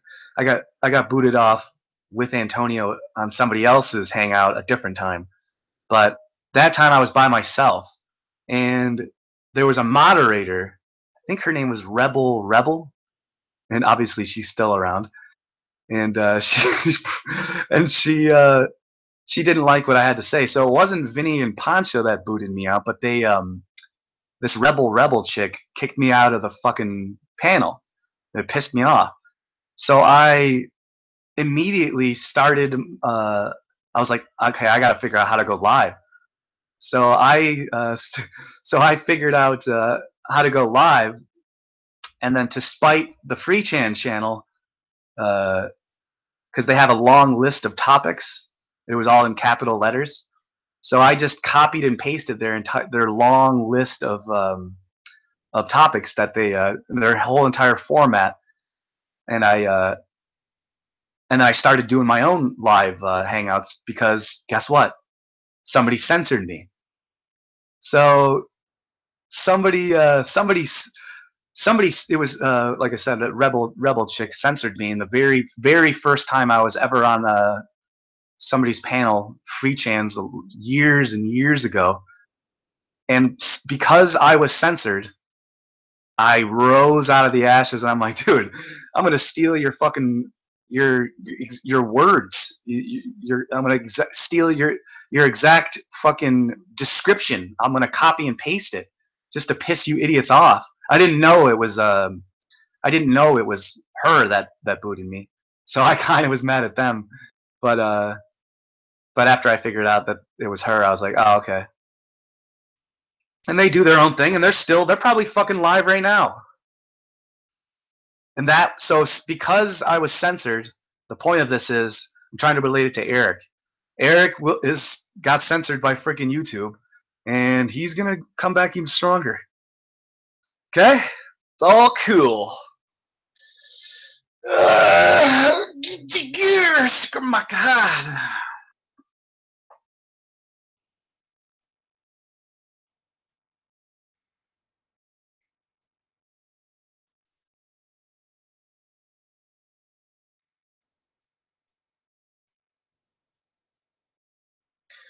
All right, what's going on here?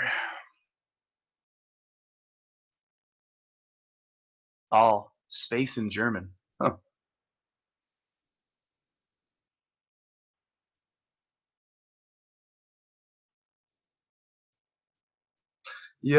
Yo, Katie. Oh, I saw your Super Saiyan post the other day. That shit was fucking awesome. Katie, oh, did you see my newest? Oh, I'll show you my newest video real quick, just to make you laugh. How flat earthers laugh. How flat earthers laugh. There we go.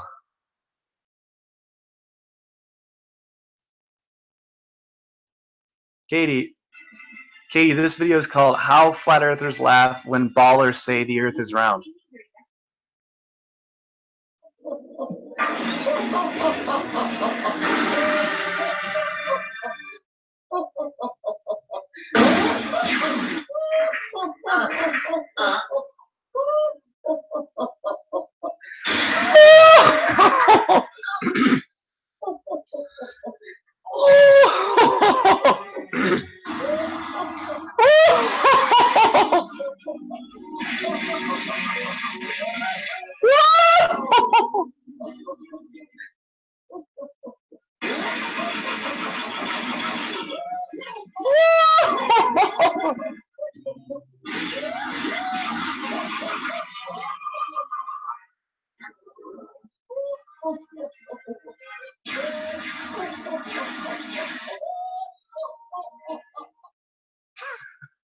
I'm sorry, but I can't stop watching that. It's fucking incredible. All right. So,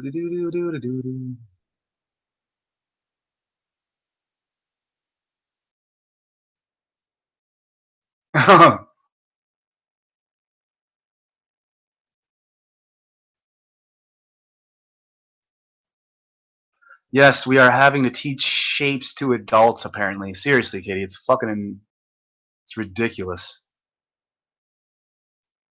Hey, what's up, Turquoise Dragon? Thanks for the welcome back.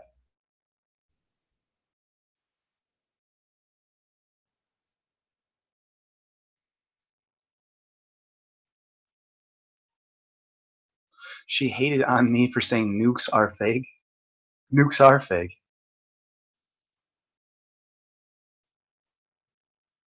She used to work at a facility. It's so funny. Arwen, if you ever make fun of Frieza's laugh, I will totally unmod you. Do not make fun of Frieza's laugh. Let's see here.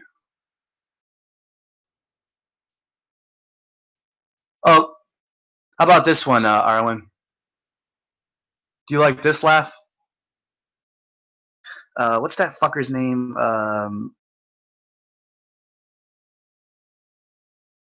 Chit laugh.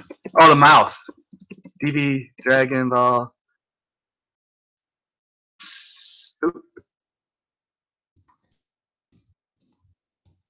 I was thinking about doing this one, Arwen. Where is it? What the fuck's his name? Quintella, right? Quintella. Quintella?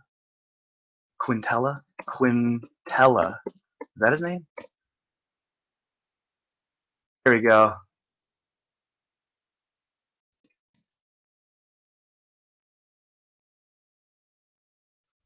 Oh, the laugh is the laugh. That's what it is.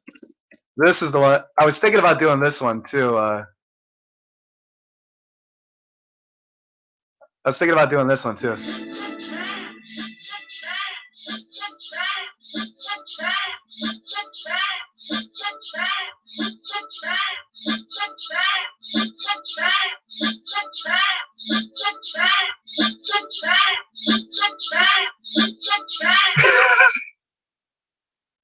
This is his special ability.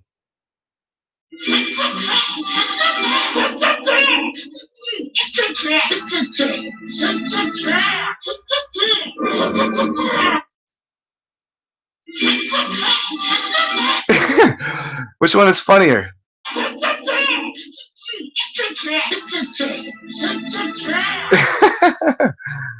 Oh, it's fucking hilarious.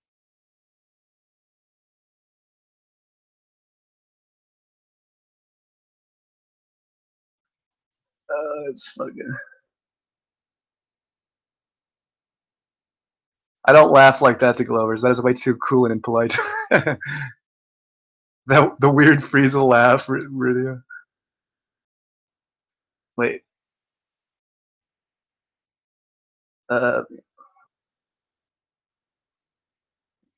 Yeah, seriously, Vinny and Pancho went the conspiratorial route with me and believed the Powerland slander, so I guess they stopped critically thinking and just judge me now. Yeah, I guess so, Katie. That's what happens when you don't read books. Let's see here. That's what happens when you're like Flat Earth asshole and you don't read any books and you're illiterate.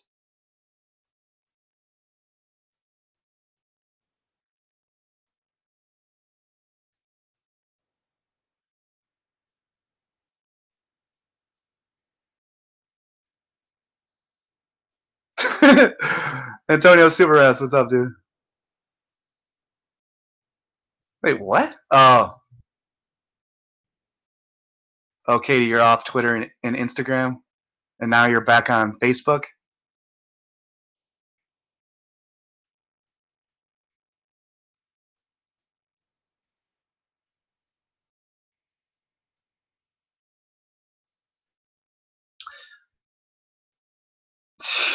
Yo, what's up, Antonio?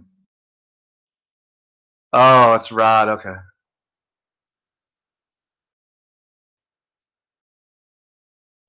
Pastor Subarats. Antonio, you like my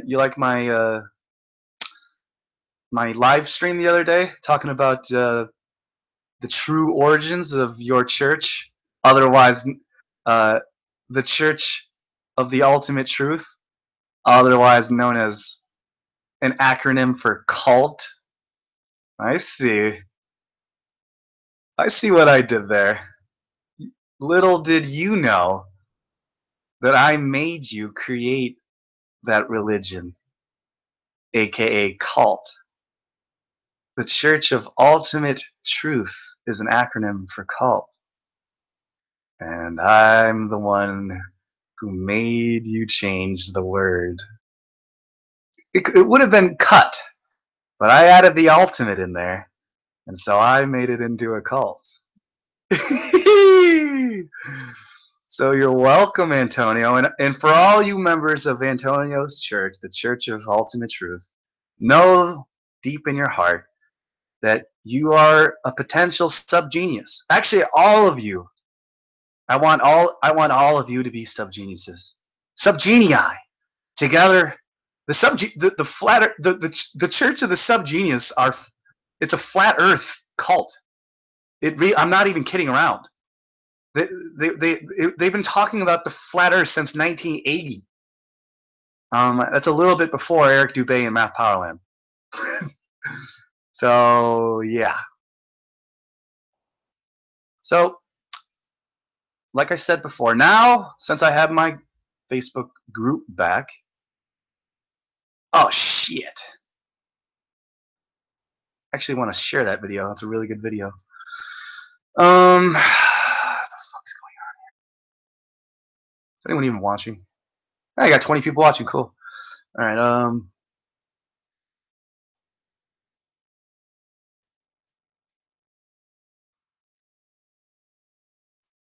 So you're off Twitter and Instagram, and you're on Facebook, Katie. Okay. Oh no. The mouse character is the new series. It's called Dragon Ball Super. It's not called Dragon Ball Z anymore. It's called Dragon Ball Super.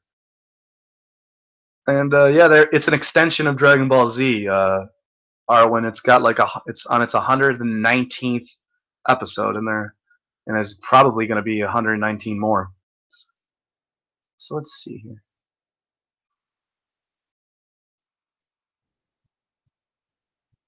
Okay, so yeah, Antonio Superas is right. Katie, you should get Skype.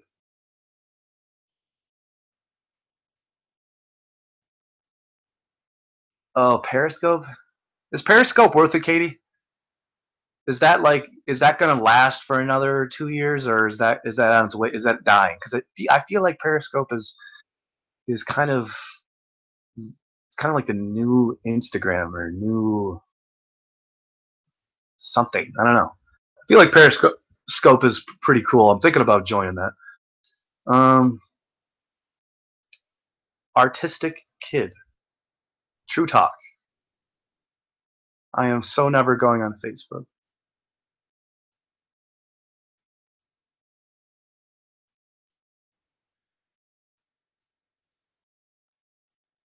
Oh, Artistic Kid. I thought you were a wrestling fan. 316. And then you go talk about Jesus is the only way to heaven. It's not a religion, it's a relationship. Well, I got a relationship with old Yahshua. Yahashua. Yahashua. Yahashua. Yahashua. Yahashua. Yahashua. Why do you think those reggae people say, Eja, Eja, Eja? Yeah, Jah, man. Jah, man. Why do you think they say that? Jahashua? Jah, man. Jah, yeah, it's all Jah, man. It's all Jah. Why do you think they say that? You gotta put the pieces together, and let me help you put the pieces together. You and I can put the pieces together. You and I can put the pieces together. If we put our heads together, make them into one, clump our heads together, and just fucking around. I don't want to hive mind and clump my heads together with a bunch of fucking slaves. Nah, I'm just kidding. You gotta find the others. You gotta find the others. You gotta find. Jaheshua, Jaheshua. His name was Jaheshua. Yaheshua, Jaheshua.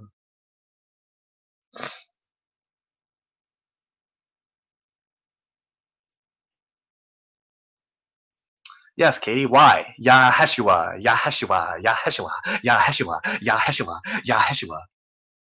Although then translated into Joshua, and then translated into Jesus. Yaheshua, Joshua, Yeshua, Joshua, Yah, yes, Jah, yes, Yah, Jah. Yeah, I'm doing my best Math Powerland impression right now.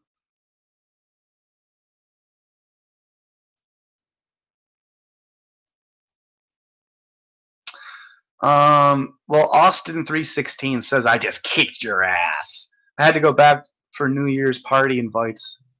Katie, I just received a text this morning about when I'm coming to Vegas for the New Year's thing, so I got to figure that out. And she's gonna text me, she's procrastinating, so I'll figure that out soon and let you guys know, because I know you guys want to. If you're in the Vegas area and you want something to do for New Year's Eve party, go check out Math Powerland's channel, and or try to get in hold of KDO, and she'll let you know all the details about the New Year's Eve Flat Earth Club party that they're hosting, and that I would like to go to and plan on going to, but I just need a little bit more word from these people because they're procrastinating. Yes, the letter J was introduced right around the same time as the globe. Yeah, around the. I heard it was the letter J was invented in the year 700 to around 900, but I also heard the letter J was invented in the 14th century, so that correlates with your theory.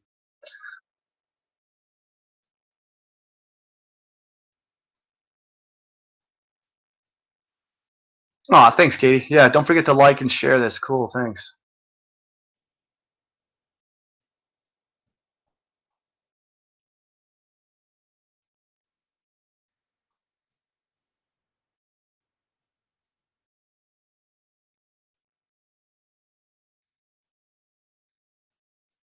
All right.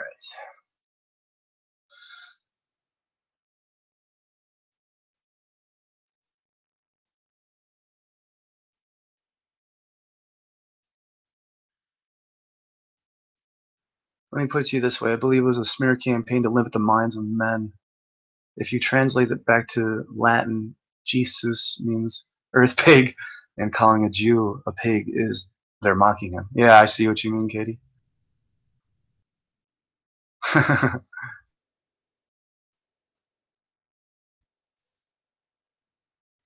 The life of Brian. Yep.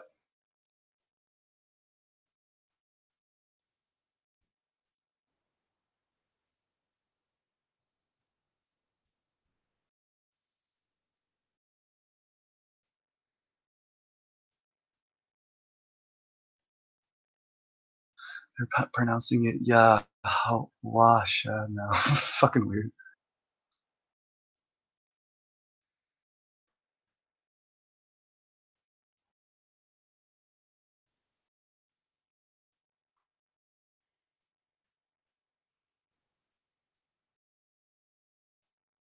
Yeah, we're not in the year 2000, Katie. It's 1017 right now. You didn't know that? I love telling people that one. It blows their fucking minds. Yeah, it's 1017 AD right now. They the 1,000 years of history that they've imprinted on us is all fabricated and manipulated and edited and lies.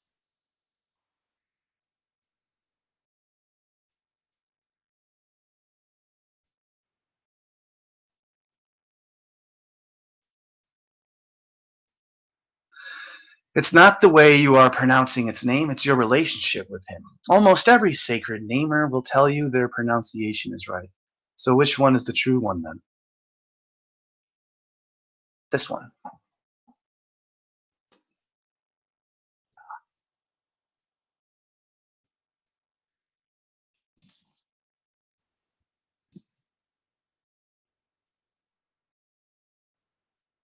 Close enough.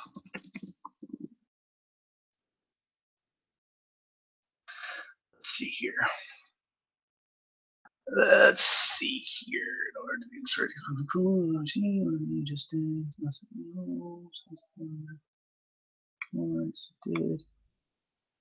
So yeah. Have you ever met Jesus before? When did he come to you? When you were a raging alcoholic and you were on a low point, depressed on your couch, and you heard a voice in your head, and suddenly Jesus told you to go look at the Bible, and you opened it up and read a verse, and your life was changed forever? Autistic kid? Is that what happened? Where you were a depressed alcoholic, and did Jesus save your life? Did you go to Alcoholics Anonymous? Did you find Jesus in AA class?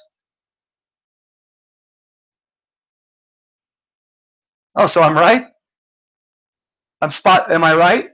Am I spot on? You're telling me I'm correct? So isn't that interesting how I can predict how you met Jesus and how your relationship with him is?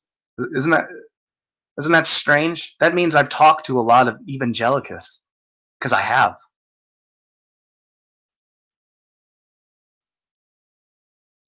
Arwen, shut the fuck up.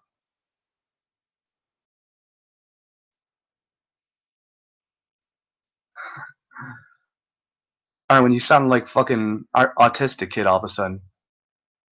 I didn't even fucking... Are you serious, dude? Arwen, did you just say Jesus is the path?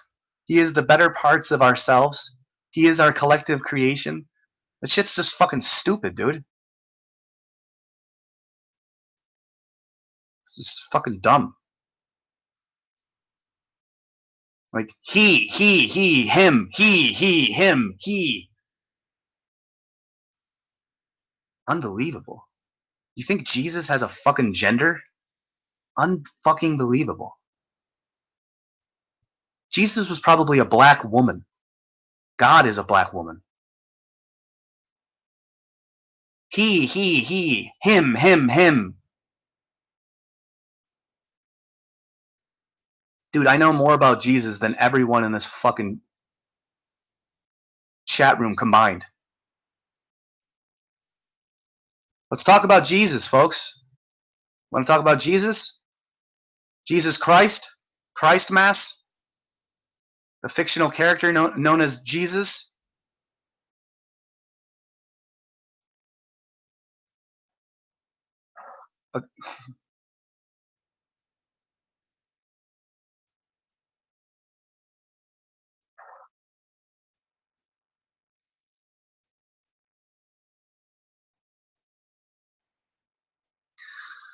What's up, Dan W? I took your wrench away, Dan. I remember that. I was like, why don't you have a fucking wrench? Please read this live. Oh, gosh. All right, Antonio, I will. God damn it. This is probably going to fucking... Oh, nice. Oh, it says this page isn't working, Antonio. Weird. Says it's not working, Antonio. Like I've met the goddess of the collective creation. It's definitely feminine quality. If you know anything about the collective creation, you should know that it's a feminine essence.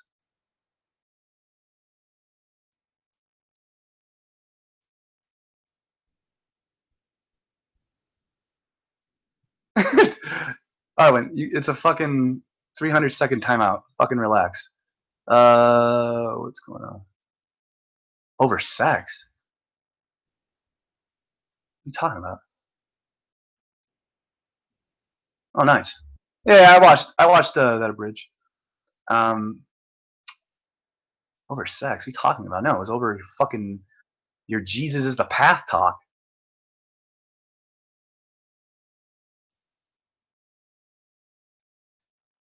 I said, let me repeat, when you meet Jesus, you meet you. Not a guy or a girl, you. Fair enough. It's just, why do you have to call it Jesus? Why do you have to label it? It's just an essence. You can't, that which can be said, that which can be said shouldn't be said. Some weird Lao Tzu thing.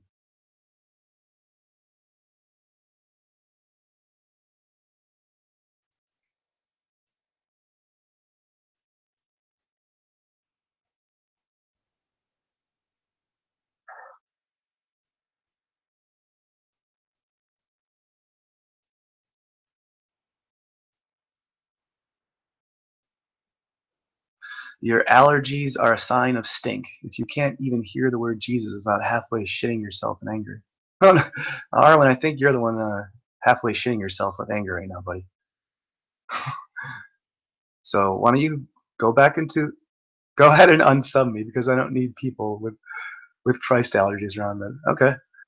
I'll go ahead and upsub you, Arlen. I'll also take your wrench away, since you're crying now. See what Jesus does to people, folks? Makes them freak out in anger. I'm the one in anger, folks. And you're no longer a moderator for my channel.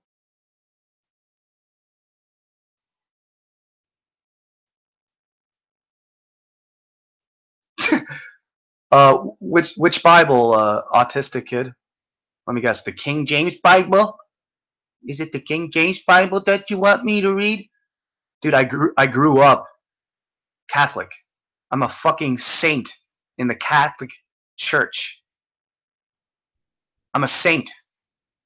Saint Zachary. I've been anointed by a bishop. You fucking Jesus freaks are all the same. It's hilarious. You're all the same. You all say the same thing. I even said that you met Jesus in your brain, in your head, while you were depressed, alcoholic, on the couch, and you heard a voice, and it was Jesus, and he told you to go read the Bible, didn't he? And I was right about it. And you even told me I was right about it. You're all the same. You all stink of the same fucking Jesus stench. You all speak nonsense gibberish because that's what religion does to you. The only religion that doesn't do that to you is the Church of the SubGenius. And of course, the Church of Ultimate Mystery. I suggest you join the Church of Ultimate Mystery and the Church of the SubGenius. Much better religion. The only true religion.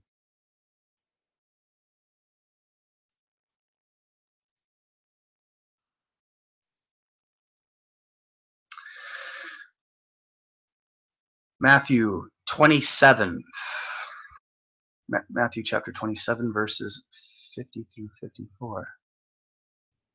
Then Jesus cried again with a loud voice and breathed his last. At that moment, the curtain of the temple was torn in two, from top to bottom. The earth shook, the rocks were split, the tombs were also opened, and many bodies of the saints who had fallen asleep were raised. Oh, Jesus. The tombs were also opened, and many bodies of the saints who had fallen asleep were raised. After his resurrection, they came out of the tombs and entered the holy city and appeared to many. Now, when the centurion and those with him who were keeping watch over Jesus saw the earthquake and what took place, they were terrified and said, "Truly, this man was God's son." It's pretty fucking cool.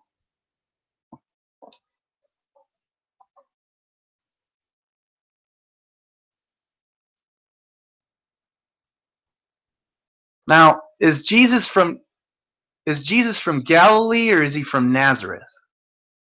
Answer me that in the chat room, everyone.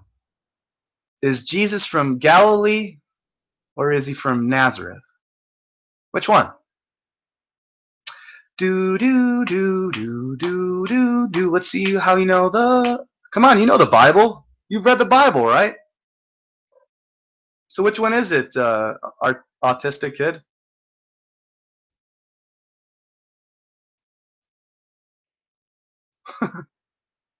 Too bad, Arlen. Let old Jesus put a divide in you. That's all right. So which one is it, folks? The trick question. This is a fucking Antonio. I'd say Antonio and I know more about, and Katie. There's a lot of. I have a extremely intelligent audience. You're a very intelligent group of people. That's why you're able to listen to me. I literally have created my energy, and my intent is just to stop you from your stupid dreams and illusions. That's why it's very hard, I guess, to be around me, or arduous. Maybe I annoy you. Like I just annoyed Arlen and he got all butthurt. So like, I know it's, you see that is what I'm doing. Like I'm doing that on purpose. That's my energy. The aura that I purposely and consciously and intently exude, my quality of essence of life, is to strip you of the bullshit and your illusions and dreams. And I won't allow any of that bullshit near me. That's why it's so hard to be around me. Too bad.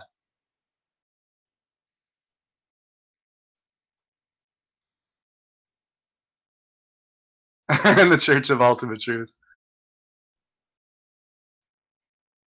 Nothing divides people like Jesus.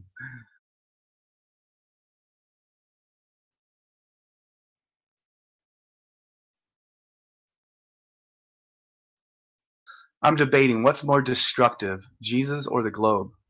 I'd say that the globe is a product of the Jesus freaks. It's a fucking religious scam. The globe is a religious scam. So basically, the globe is the new Jesus. It's the new, I'm not kidding around. Jesus, nobody really cares about Jesus anymore. Except for like really hardcore Christians and, you know, all those folks. You know, Jesus is mentioned in the Quran more times than, I think more times than Muhammad. Actually, that's probably not true. But Jesus is mentioned. Jesus and Mary Magdalene and Mother Mary, they're all mentioned in the Quran. So like, you got to do your homework, folks. You got to study other religions. It's just repackaged bullshit. Christianity and Islam and Judaism, they all stem from the same fucking evil roots. And now you have the globe fucking hoax lie theory, and that's the new fucking Jesus. It's the new fucking Jesus on a cross. It's the universal CGI cartoon. That's what everyone worships now, is the fucking globe CGI hoax, cartoon marble.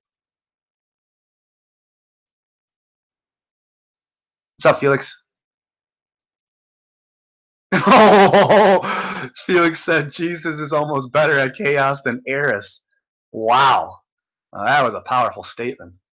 If you know anything about Greek mythology or the Discordian church or religion, Eris is the goddess of the Discordians and also was a goddess in the Greek mythos and the goddess of chaos and confusion.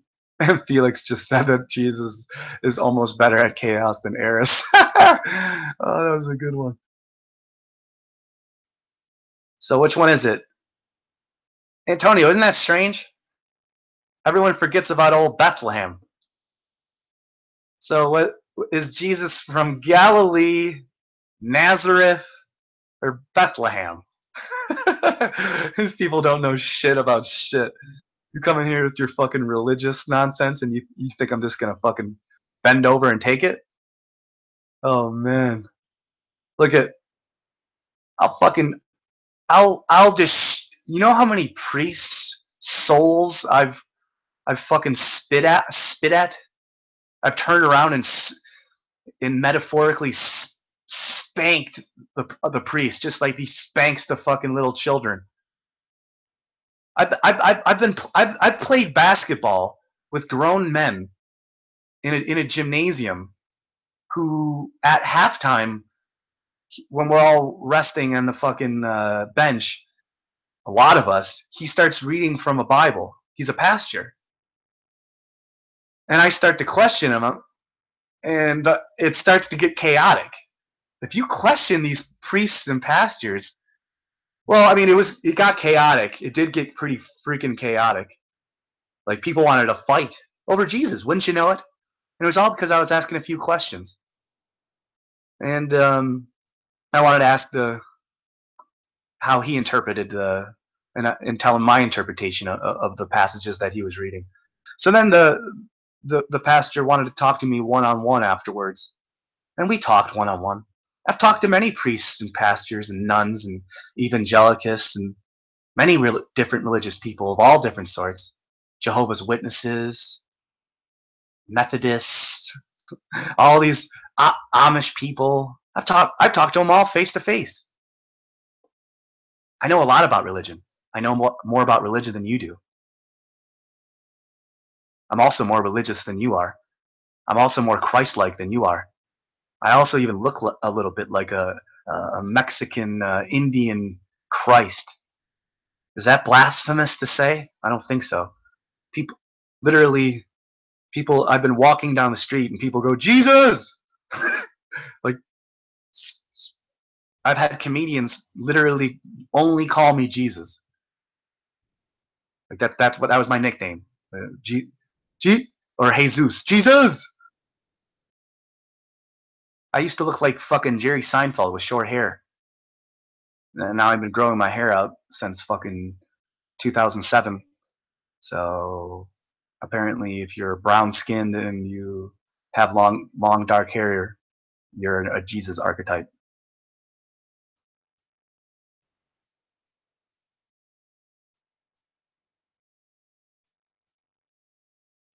He's got the whole world in his hands. He's got the whole wide world in his hands. He's got the whole world in his hands. He's got the whole world in his hands. In the name of Jesus. Benedicale. Benedicale.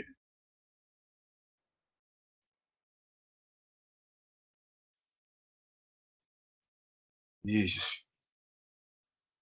It's like when you question astrophysicists. Oh! Drum roll, please, Antonio. Exactly like when you question astrophysicists and their religion of science.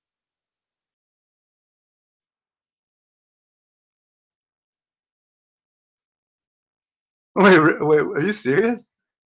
Oh yeah, I remember when you had long hair, Antonio.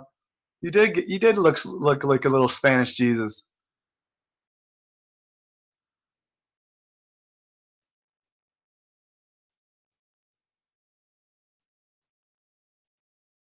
See? Everyone calls everyone Jesus and Zeus. By the way, Odin was another Jesus, Zeus character.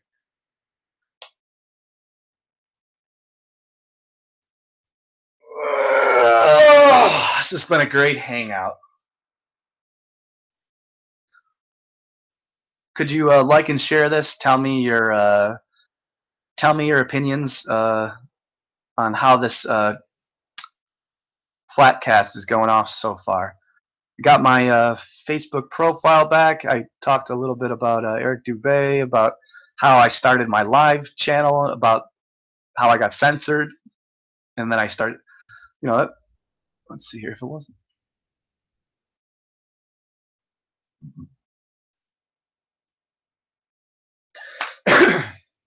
I'm gonna go grab some green tea, and could you guys let me know? Could you great folks let me know how this is going so far, or do you have any suggestions or advice or questions? Make sure you hit the subscribe button, subscribe to my main channel, and subscribe to this channel too, obviously, so you can keep getting my live feeds. I'll be back in a minute. I'm gonna pop on some music.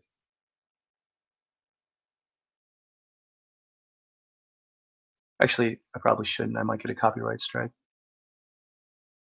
Fucking stupid copyright strikes nowadays.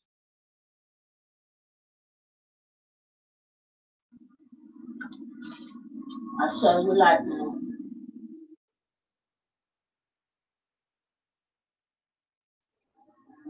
You find that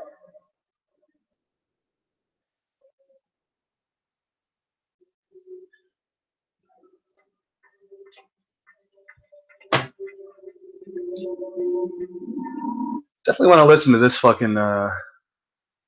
Definitely gonna listen to this album. I'm probably gonna listen to this album after I get off of this live stream. And I'll get off this live stream after I do one last thing.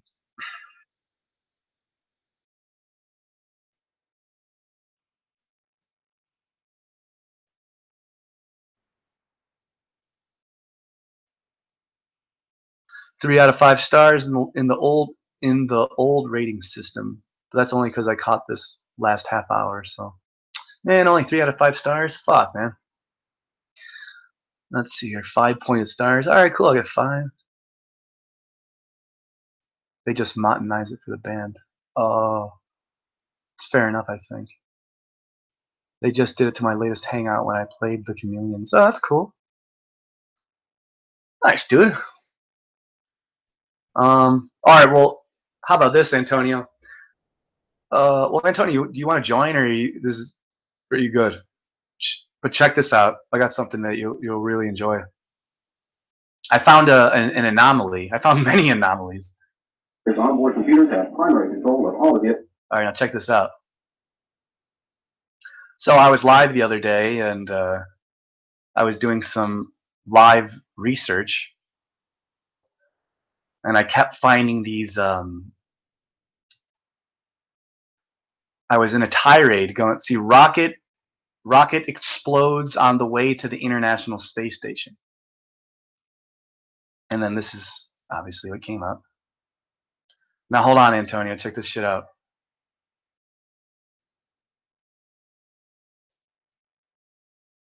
Oh, I'll listen to the fucking Chameleons. But first you'll love this. I got about 20 people watching right now, so all right, check this out. Dude, Arwen's so pissed off. It's hilarious. Poor bastard. I guess that's what Jesus does. Jesus fills you up with hate. It's like Jesus has the opposite effect. He fills people up with hate, and they get angry if you just question it. You don't have the exact same view of Jesus that I do? Well, then you're obviously shut the fuck up, sensitive bitch. All right, let's check this shit out. So, Antonio, are you fucking still here? I really want to show you this. This is like really, really good stuff here. Now check this out. So this was SpaceX rocket explodes on the way to the International Space Station. This is June 25th, 2015. The rocket was carrying supplies and exploded shortly after liftoff. This is the one. Now, here's a different one, October 17th, 2016. 2 years ago, this rocket exploded trying to reach the International Space Station. So this was, yeah. That's another time. Here's a... Now, the very next day, June 29th, after this explosion, they say SpaceX rocket explosion raises worries about space station. Well, he didn't.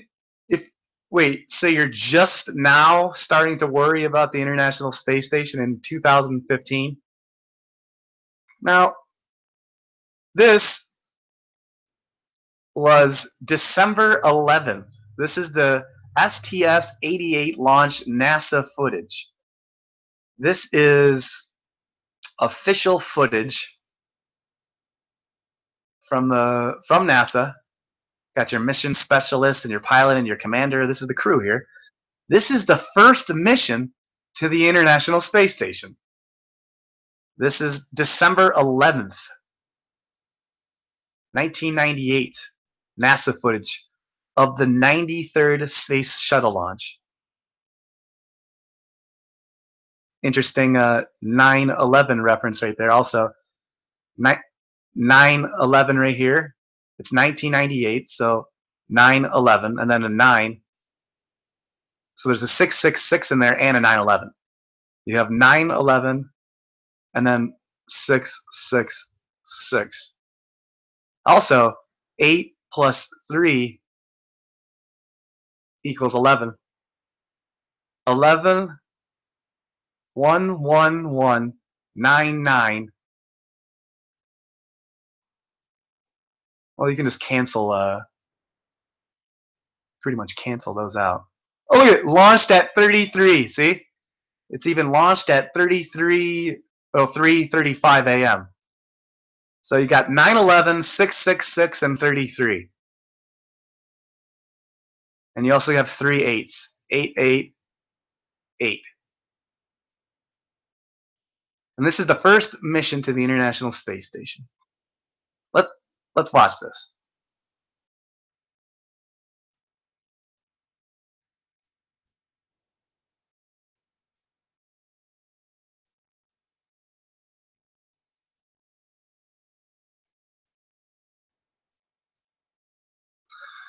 Okay.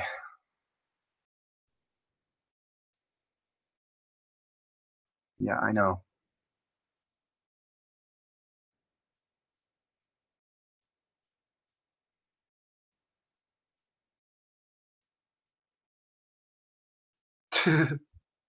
So you guys with me? Are you guys still here? You guys hear me and see the audio, and you can see that I'm going to be breaking down this. I'm going to be breaking down this first mission to the International Space Station. I want to break this down because I was sniped last time I was talking about this after I spotted an anomaly. So you guys can hear this and see this, right? Critical function. T-minus 20 seconds and counting. T-minus 15 seconds. 12, 11, 10, 9, 8. We have a go from main engine start. Yep. Okay, could you guys hear that and see that?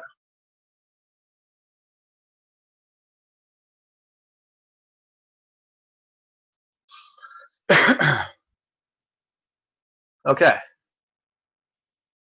Yeah, still here. All right. Now this.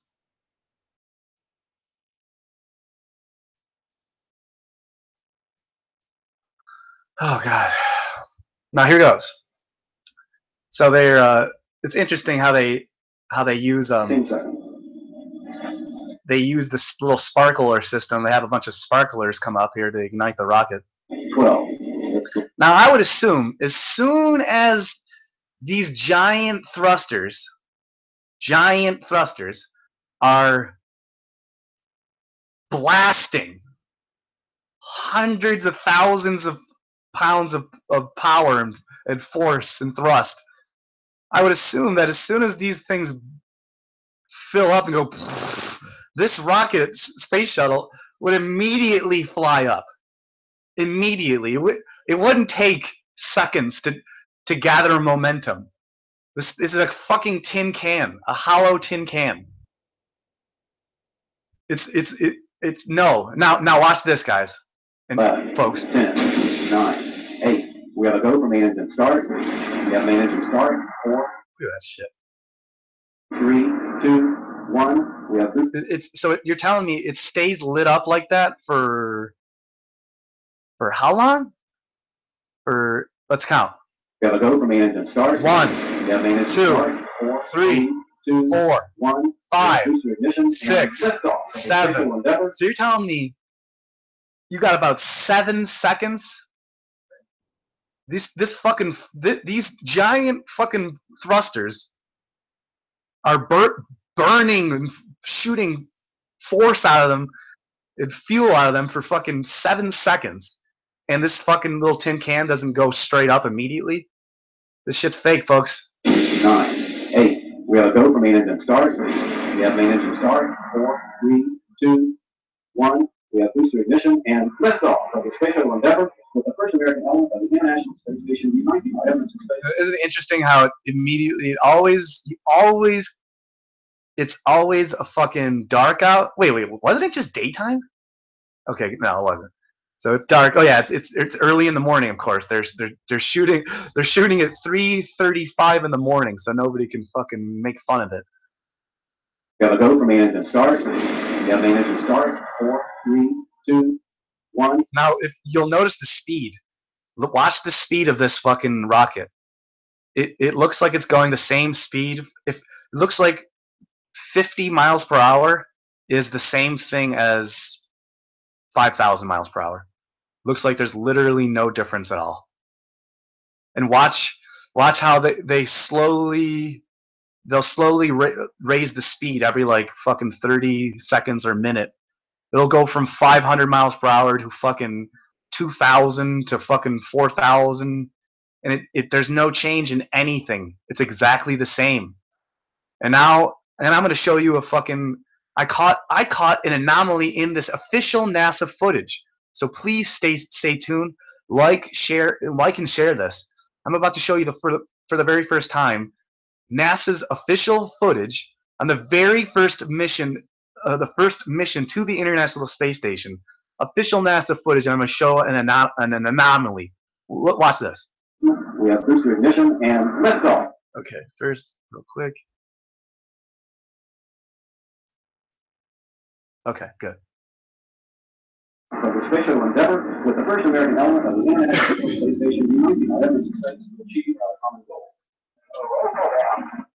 Did you hear what it said? It said, we have main engine start, 4, 3. Oh, and watch how there's a yellow light all of a sudden.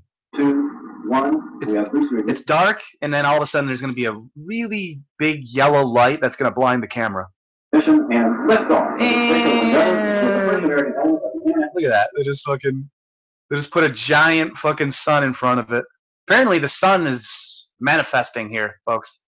National Space Station uniting our efforts in space to achieve our common goals. He said, liftoff of the Space Shuttle Endeavour with the first American element of the International Space Station. We have liftoff. 1. We have booster ignition and liftoff of the Space Shuttle Endeavour. We have liftoff of the Space Shuttle Endeavour.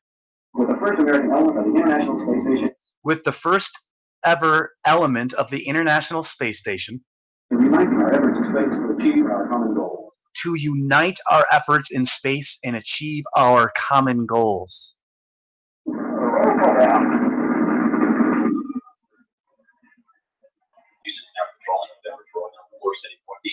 Space Center for a 240-mile high rendezvous with the Zarya control module. It's already going 240 miles per hour.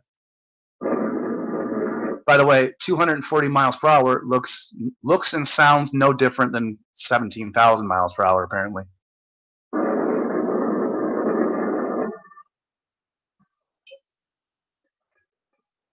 Yeah, we're already traveling 575 miles per hour. Already traveling 575 miles per hour. That's weird because it sounds exactly the same. Altitude 3 miles. Oh, I saw a switch there too. I didn't catch that last time. I'm gonna have to look at this. They switched cameras right here too. So you have it, and then they're gonna switch cameras. I didn't see this the first time. I didn't see this the first time. So now I've caught 2 anomalies. Here's the first one. And change camera. Rate.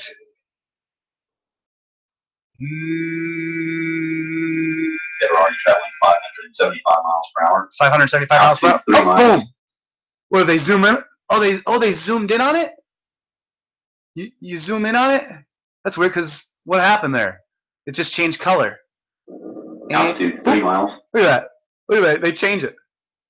Look at that. Look how they changed the footage. That's edited, folks. And they're already traveling 575 miles per hour. Altitude 3 miles. Now here goes. 1.5 miles downrange from the Kennedy Space Center. So they're 3 miles in the air, 575 miles per hour, and 2 miles away from the Kennedy Space Center already. 3 engines on board now, throttle down to 2/3 throttle to prepare the spacecraft to pass the area of maximum aerodynamic pressure, also called max Q. Also called max Q. The area of maximum aerodynamic pressure, also called max Q. To 3 miles, 1.5 miles downrange from the Kennedy Space Center. 3 engines on board now, throttle down to 2/3 throttle. I'm just gonna. I have to keep. Yeah, my Facebook is backed up. I got to keep checking this because last time I was snipered. So I'm gonna keep checking that real quick. Hold on. Stay with me, guys. This is really good stuff here. Throttle to prepare the spacecraft to pass the area of maximum aerodynamic pressure, also called max Q.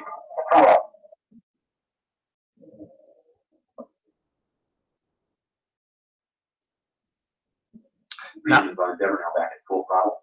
The thrusters are Go throttle. those boosters are about to fall off.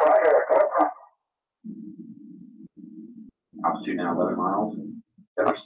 They're 11. They were just 3 miles up, and now they're 11 miles up. Literally, it was like a minute. Not even. It was like 30 seconds went by, and they apparently traveled. This is just incredible. Speed 1,500 miles per hour. 15 8 miles northeast of Kennedy Space Center. Oh, they're 1,500 miles per hour now. 1.5 minutes since liftoff. Endeavour's already burned more than 2.25 million pounds of propellant, weighing less than half of what it. So, did you? I mean, 1,500 miles per hour. 8 miles northeast of the Kennedy Space Center. 1.5 minutes since liftoff. Endeavour's already burned more than 2.25 million pounds of propellant, weighing. 1.5 minutes after liftoff, the space shuttle's already burned off 2.25. Wait, what was it? 2.25 million? 1,500 miles per hour. 8 miles northeast of the Kennedy Space Center. 1.5 minutes since liftoff. Endeavour's already burned more than 2.25 million pounds of propellant. 2.25 million pounds of propellant, weighing less than half of what it started off a minute and a half ago, folks. Weighing less than half of what it did at launch. So this fucking, that's how much gas weighs, and that's how fast it burns. They burnt off, they burnt off more than half of the fuel already. It's been a minute and a half. And I know those are only the boosters on the side. Yeah, I know the makeup of a fucking space module. Altitude now 19 miles. Speed 2,400 miles per hour. Flight controller standing by for burnout. 2,400 miles per hour now. Not been jettisoned of the twin solid rocket. And it's funny because it looks exactly the same as it did. Sounds exactly the same too. Coming up in about 10 seconds. Now watch this. Oh, here comes a really. This one's insane. I got a full screen this one. Watch this one. First off, it looks like there's fucking eyes right here, and there's a flame in the center. Now look at the boosters. The boosters are falling away. They would not fall like that. They would go off. No, that's. There's no way. There's no way. Joe Rogan. There's no way people landed on the moon. There's no way. But look at this. Look at these boosters come off. Get the fuck out of here with this CGI bullshit. Now watch this though. Did you see? Wait a minute. These drops are confirming a good separation. Did you see the fucking? Wait, where is it?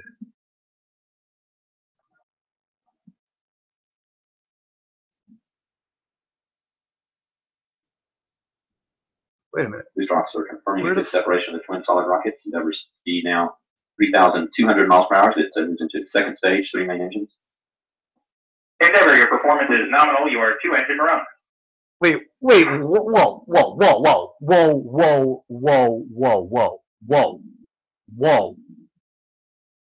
These drops are confirming a good separation of the twin solid rockets. Endeavour's speed now 3,200 miles per hour. Look at that. You see that? Look at what they do. So now he just said that the speed, and they always switch the cameras when they're announcing the speed. They just switched the cameras again. Look, they just switched the fucking cameras again. Look, the boosters just came off. They said now they're going over 3,000 miles per hour, and then the cameras switch again. Watch. Watch it. It's all dark. It's all dark, and there's nothing around this thing. There's nothing around this. Nothing around this, and it's all dark. Endeavour's speed now 3,200 miles per hour. Boom! What the fuck is this? Now all of a sudden there's shit around it, and there's these things over there, and it's all a different. The whole space is a different color. NASA, I just caught you. I just caught you, NASA. You're liars. You're caught red-handed. Look, this is NASA footage. This is NASA footage of the first mission to the International Space Station. I've already caught 2 edits. First edit. First edit.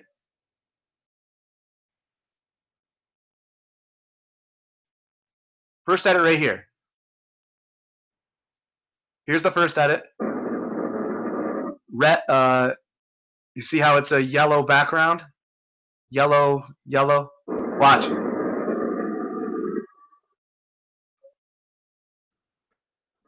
They're already traveling 575 miles per hour. Announces Altitude 3 miles. Announces the speed, and suddenly it's a black background, and it's red. It goes from yellow background to black background, and it's red. That's the first edit. There's your first mistake, NASA. I'm catching you red-handed. They're already traveling 500. If you don't think that was an edit, and you think that they zoomed in, 85 miles per hour. well, Altitude 3 miles. luckily I have this one. 1.5 miles. My controller's here. Luckily I found this one. And what happens here? Okay, so so here it is. Look, there's the boosters that just flew off. Okay, I see what they're doing now. So these are the boosters that just flew off. It's so stupid. And the rocket now is a little fucking little star, like a moon almost. And then it's a black background. And this is the second edit. And he's going to announce the speed just like he did for the first edit. And he's going to announce the speed again, and then they're going to edit it again. This, I'm going to put my mouse over this. It's going to be in a completely different position. And it's going to be with a fucking, like a rays of light coming out of it. Watch. So we're confirming a good separation of the twin solid rocket. Endeavor speed now 3,200 miles per hour. So it doesn't into. And didn't move my mouse. He announced the speed. And now you can suddenly see the little booster dots. Look, it's the little booster dots. Fuck out of here. And then this thing is fucking shining light all of a sudden. A millisecond ago it wasn't.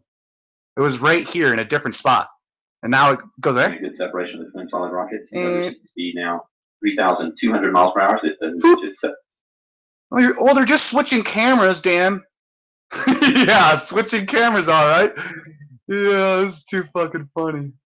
You believe that they're switching cameras. You go ahead and do that.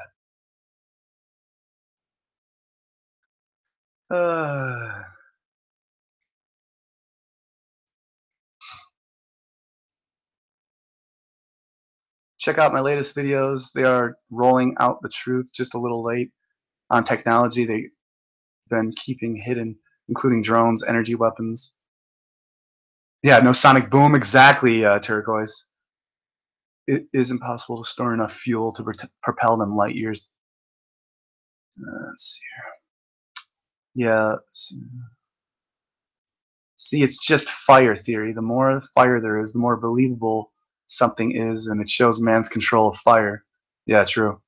Hey, Dan, listen to this new tune Dell done. It's class. All right.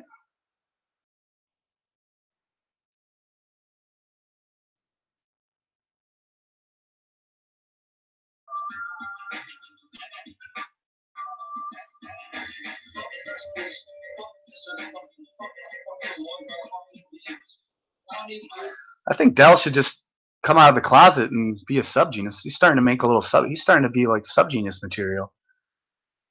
Dell is just putting out these fucking songs. They're like, it's like SubGenius artwork. It's incredible.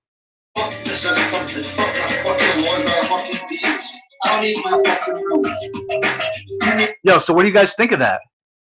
What do you guys think of my fucking my footage here? My finding the anomalies.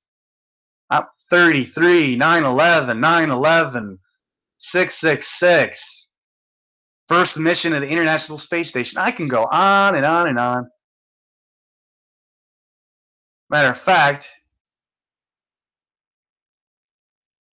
if you look into this, the assembly of the International Space Station begins with this launch, although the Russians started the building of the International Space Station with the launch of Zara by their Proton rocket. Now you go like this.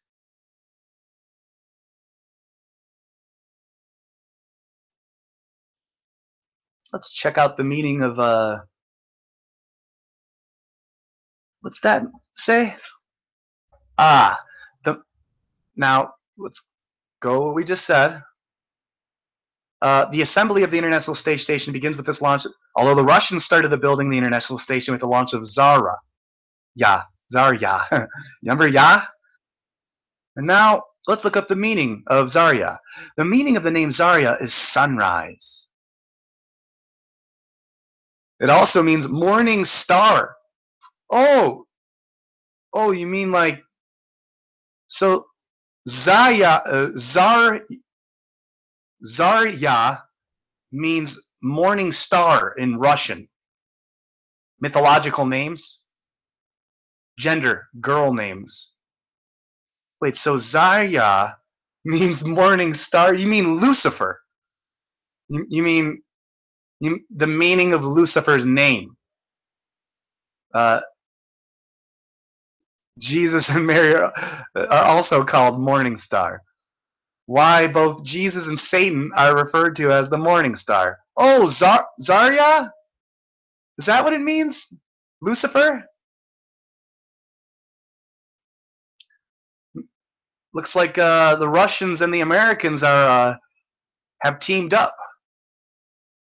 Now it's a launch of Zarya. I'm gonna watch this too. Go fucking. This is gonna be great. Let's watch some. Yeah, let's watch the launch of the proton rocket here. Oh, good grief. Fuck me in the dick.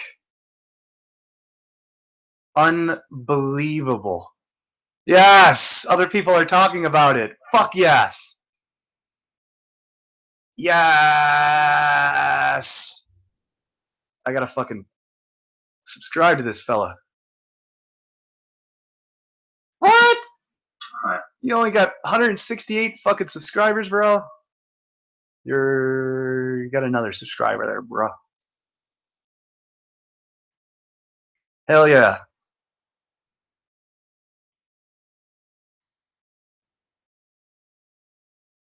I want to check this out, though. Look at the beginning. Russian proton rocket launches Zarya ISS core.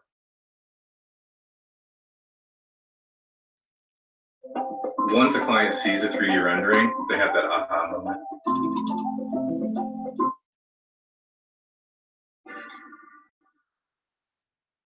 The first station component was designed and built in Russia. This is being narrated by fucking Tom Cruise, folks. Fucking scientist Tom Cruise, or Scientologist Tom Cruise is fucking. He's like the king of the fucking Luciferians. Is fucking narrating this Luciferian rocket, penis rocket. Unfucking believable. It's called Zarya.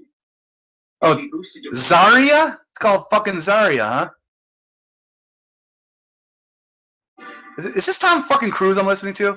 If so, this is fucking Illuminati confirmed.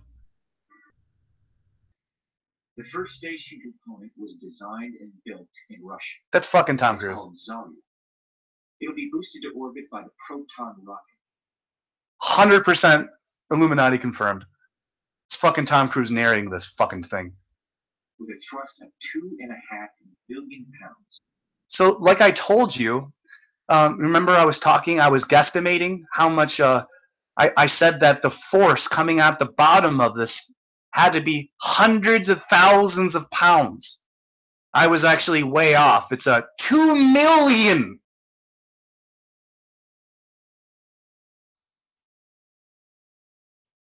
With a thrust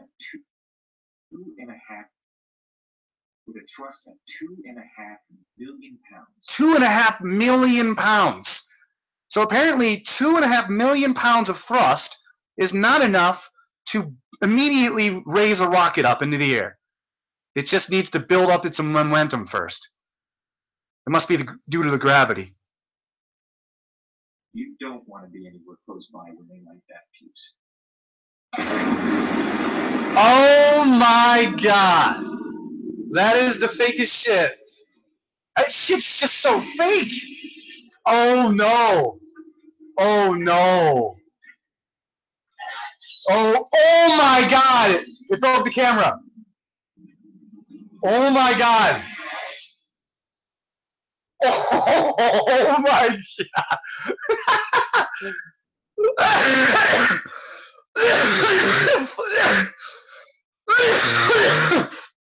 Get the fuck out of here. It broke the camera, but it still works. It reminds me of the nuclear explosions not exploding the cameras itself. You hear that noise? It sounds like a fucking stage prop being added in.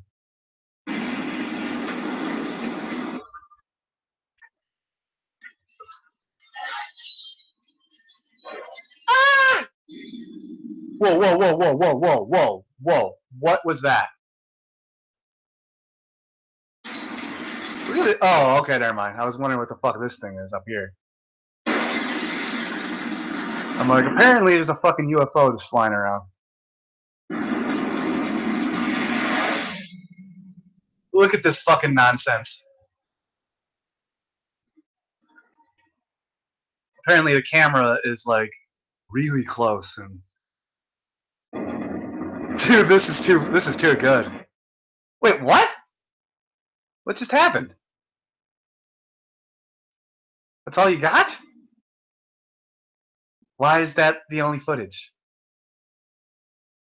Look at these idiots. I have more. Wait, never mind.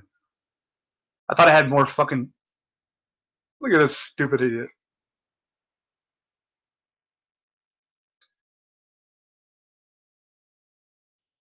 Oh shit.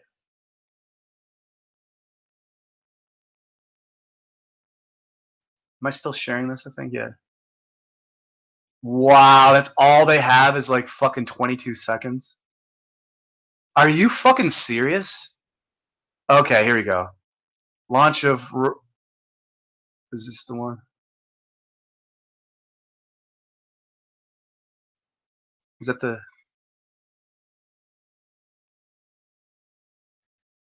Was it, oh, the ISS core.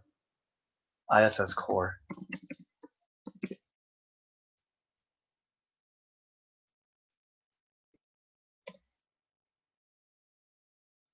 Jeez, talk about lack of footage. Holy, I would think you would. No, no, no, no. Zahara and Unity docking. Look at, they're fucking each other. No, no. Oh my god, this is too fucking much.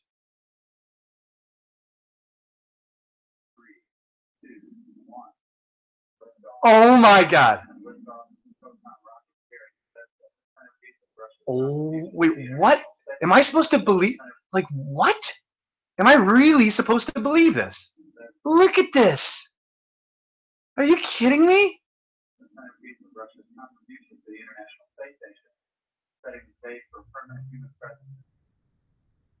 Setting the stage for permanent human presence in space.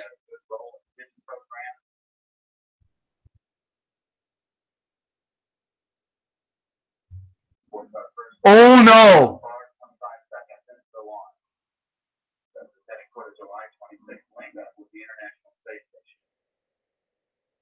Minutes, 45 seconds into the flight, another 5 minutes or so of powered flight remaining. Feet in diameter as it burns for the first 2 minutes and 6 seconds of the flight, now approaching 50 seconds. Where's all the fucking fumes and shit like it was before? Must be different rocket type.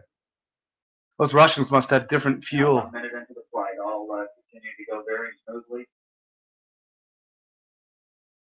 Oh, gets a little dusty there. I think the rocket. Data management system, which is supplied by the European Space Agency. There's 8 minutes there's into the flight. there's the curve. The third stage engine has now shut down and has dropped away. And now Look at cut to the white guys clapping. White, white, white, white, white, white, white, white, white, white. That's a theme. If you haven't noticed my past couple of live streams, white, white, white, white, white. They're always White, white, white, white, white, white. If it ain't white, it ain't right. 220 statute miles. Standing income system will order performative antennas for poor rendezvous document system and for the Lyra communication system. We have to use CGI cartoon animation because we can't show you the real thing. By the way, it says Kazakhstan on this. It's fucking Kazakhstan. Borat. In my country there is problem, and that problem is transport. In my country there is problem, and that problem is the Jew. About the same time, the solar arrays are to deploy and immediately begin following the sun. Yeah, this is. Meanwhile, automatic commands will order the activation of the modular major system. I'd like to see actual footage of this. You know, like actual footage from the other satellites that are supposedly up there.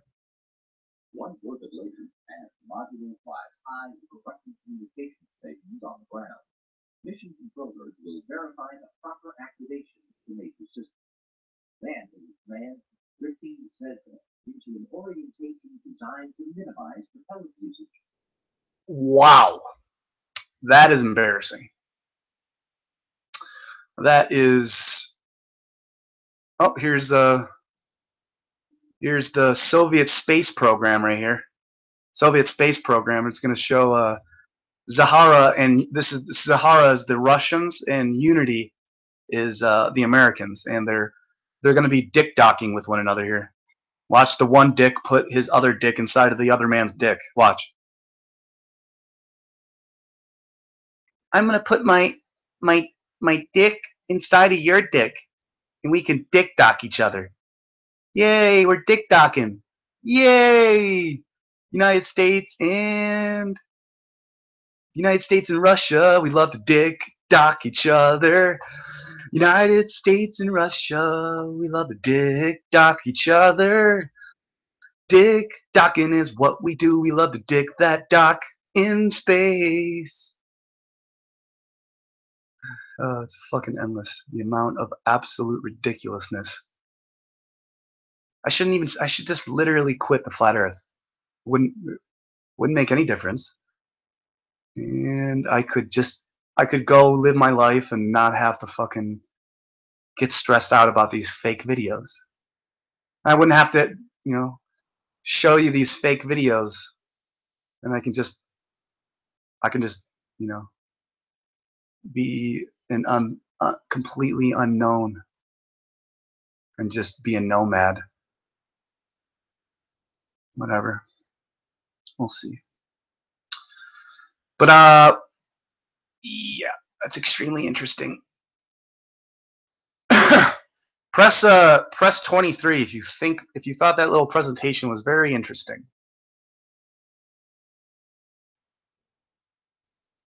Press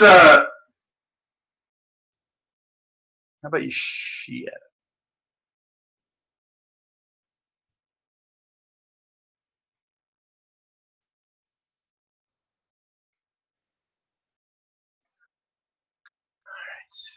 They use trickery and numerology all the time. Yes, indeed. Lucifer, Morningstar.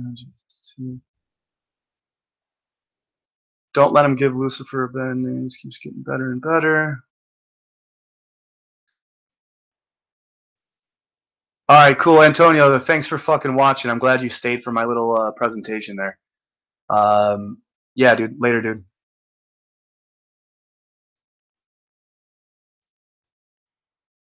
Yo, see you later, Turquoise Dragon. Thanks for joining me. Thanks for sharing.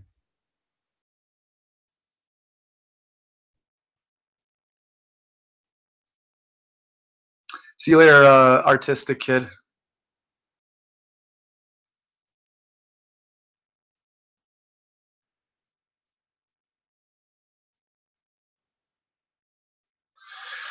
All right, cool. I didn't get sniped. I got to say everything I wanted to say. Voice message from Maria.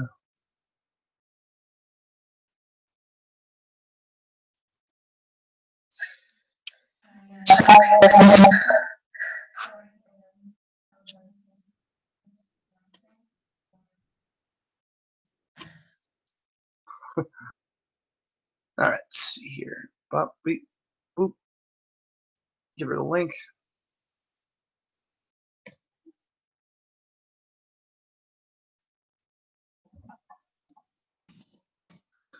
Just finished a little presentation.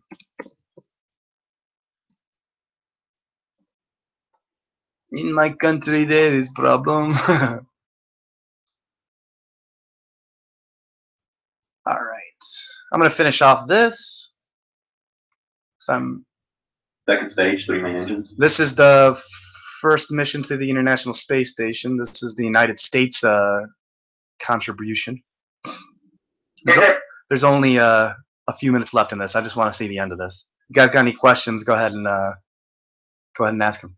Your performance is nominal. You are 2-engine run. Oh, they love that word nominal.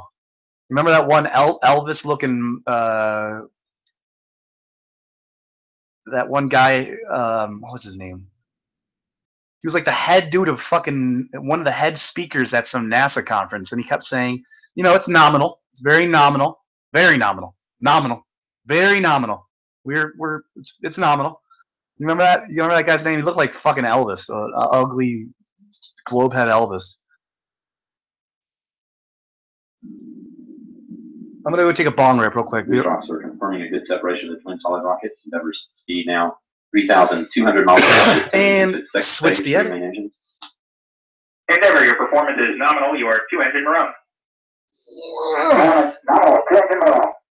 Oh, very nominal. Call indicating that all performance for the spacecraft right on target. Columns are operating normally. Altitude now 42 miles. 61 miles northeast of the Kennedy Space Center.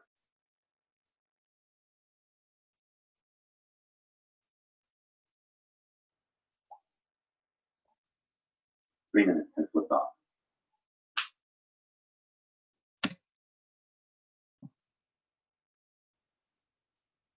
Okay.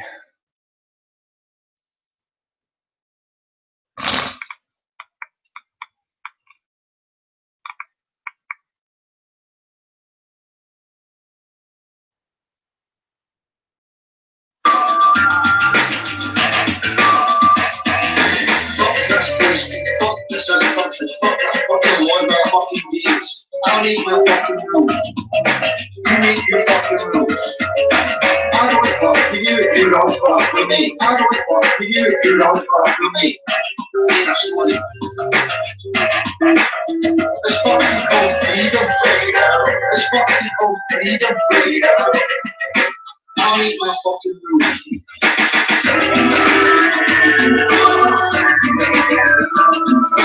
Listen.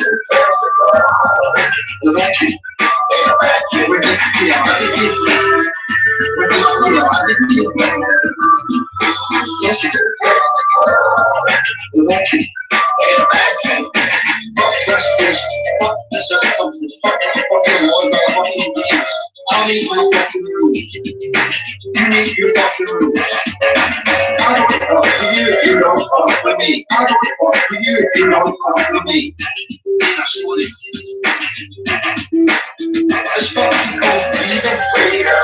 Let's fucking go freedom, freedom. I need my fucking rules. Sorry, hello.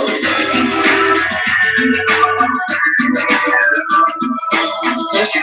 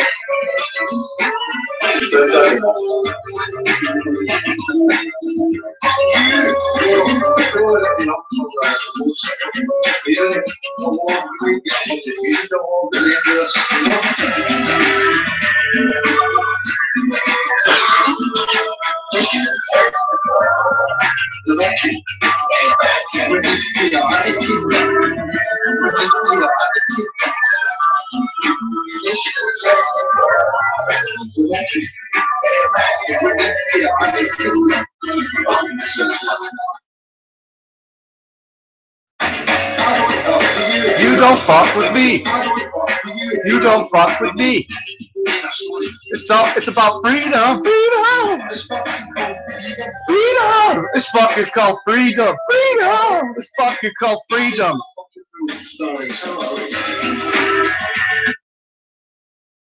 It's a great song.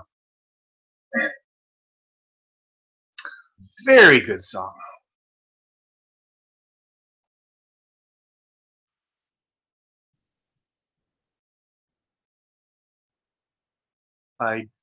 I just did.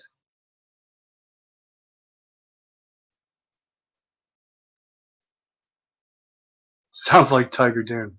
Maybe I am Tiger Dan. Maybe I can change my voice quite easily.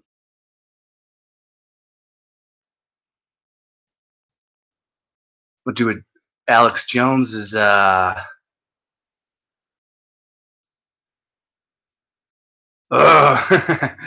did a really good Alex Jones yesterday. What was it? They're turning all the frogs gay. I told you. It's kind of hard to do it, Alex Jones. What was it, Alex Jones? What does he say? The globalists elite. They're turning all the frogs gay. Magellan was a lot cooler than Justin Bieber.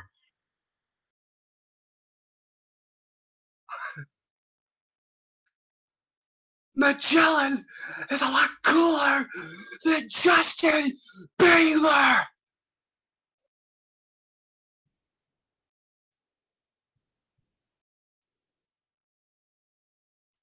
Flair Dassel here. I'm going on another round trip across America. I'm gonna need your PayPals. You're just gonna. I'm gonna need some extra money, donations from my fans. Flair Dassel here. I need extra money, and I need a couch to stay at, and I would also like to take your vagina away from you. Flair Dassel here. And I say I'll pay you back, but then I never do, because I rhyme with something called Flair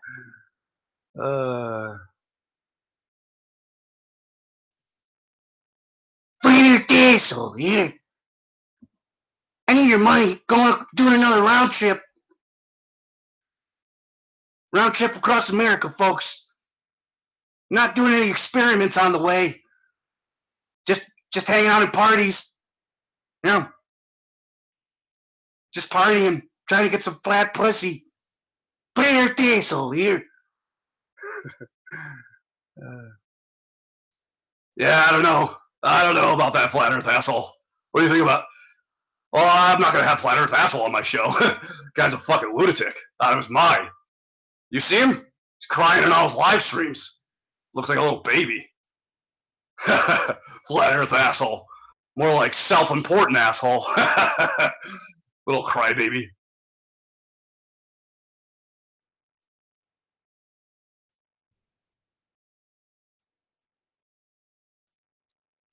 Like I have you on the Infowars.com.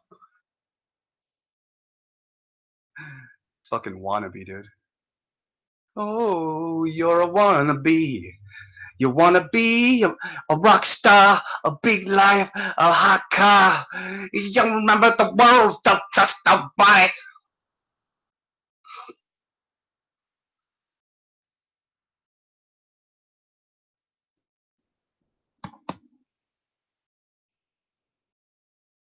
Wow, this is really riveting footage here. That is now traveling 4,000 miles per hour. Oh, wow. 52 miles altitude.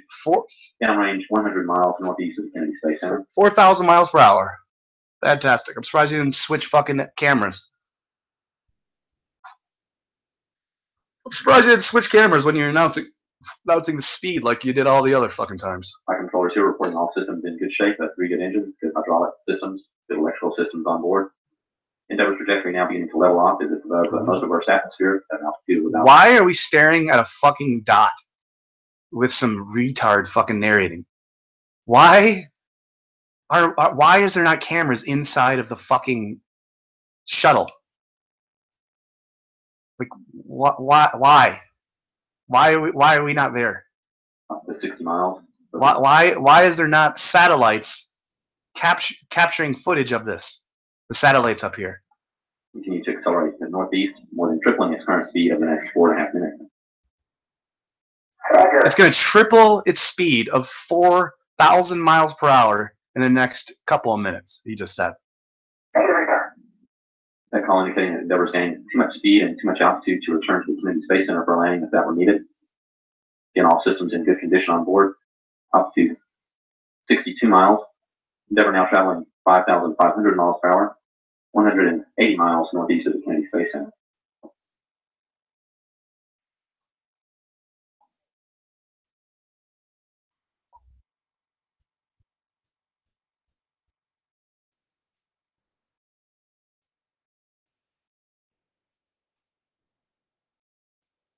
Endeavour, your press ATO, select Zaragoza. Press ATO, select Zaragoza. The call indicating that Endeavour could reach a lower than planned but safe orbit on only 2 engines if required. All 3 engines continue to operate well.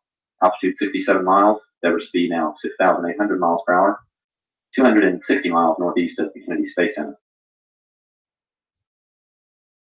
About 3 minutes and 15 seconds till cut off of the main engine. Really, really riveting. I'm gonna fall asleep. I'm probably losing fucking viewers because of this pathetic Endeavour, your single engine op 3. Op 3.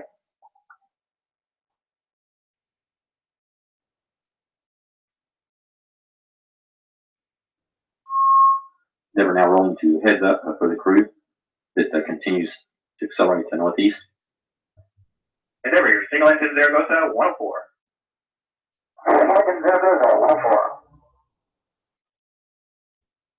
Endeavour, your press to Nico. Your press to Nico.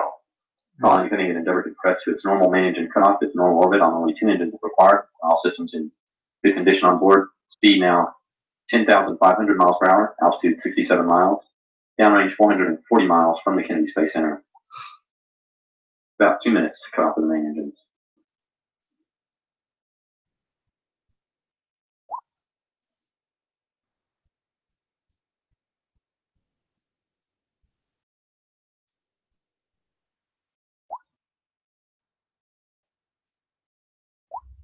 Endeavour, your single engine press 104.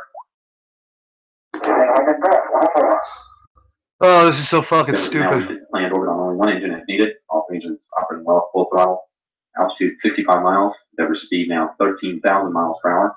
13,000. 80 miles northeast of the Kennedy Space Center. 13,000 miles per hour.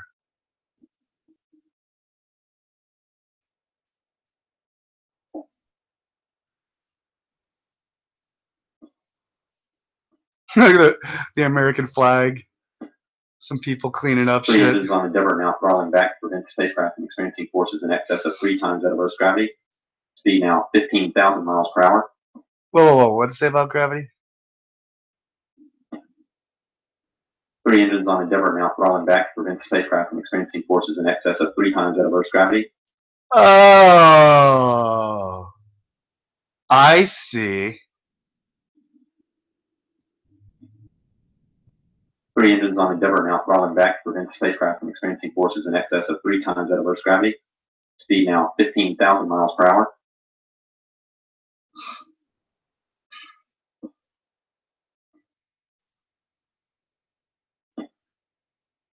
Three engines on Endeavour now throttling back to prevent the spacecraft from experiencing forces in excess of 3 times that of Earth's gravity. So how do the engines reverse themselves? Like, if the engines are reversed, that would mean that the flames are inside of the rocket.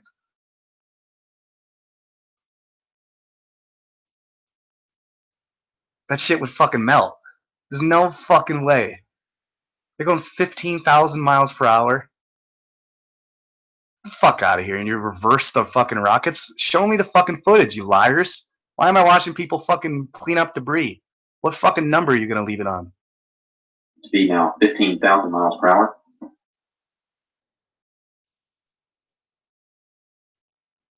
(730 miles northeast of the Kennedy Space Center. Less than half a minute from top of the main engines. 3 engines now. It's about 2/3 throttle. Endeavor speed 16,500 miles per hour. 1600, 500. About the 10 seconds from main engine cutoff. Main engine cutoff, right. Yeah, you reached the appropriate speed.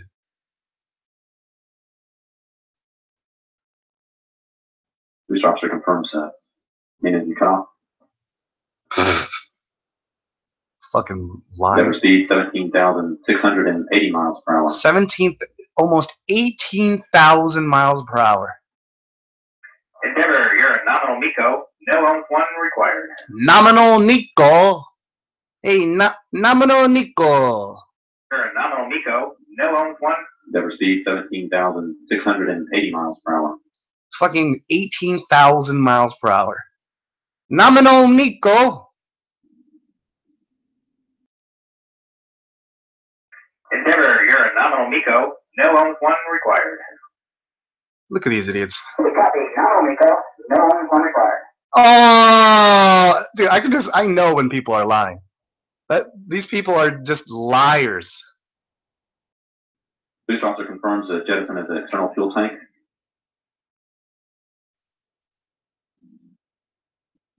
Oh, gotta get your 911 in there. Gotta get your 911 with the flag in there.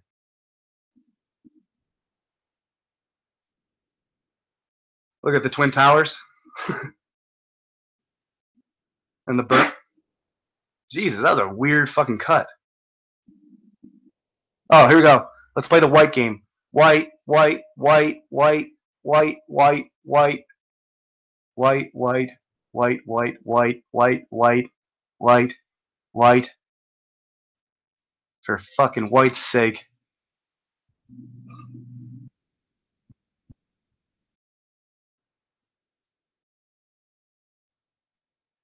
Endeavor Houston, we will delay the ET photo maneuver to MET White, white, white, white, white, white.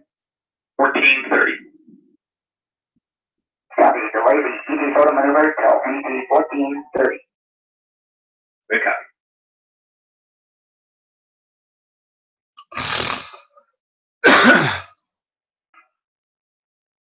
You can count on NASA to have white employees. I guarantee you, since I've been saying this lately so much, there's gonna be a lot more fucking different employees of NASA that are gonna be fucking black. I guarantee it. Guarantee it. And I'll point it out to you soon when they do exactly what I just said.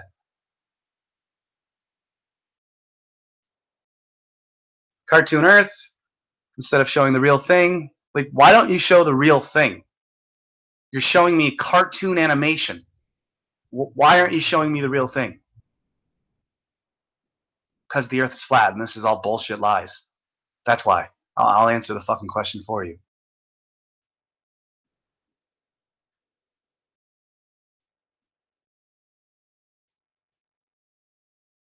Look at these fucking liars, and it just ends. Making me fucking sick. Truly makes me sick.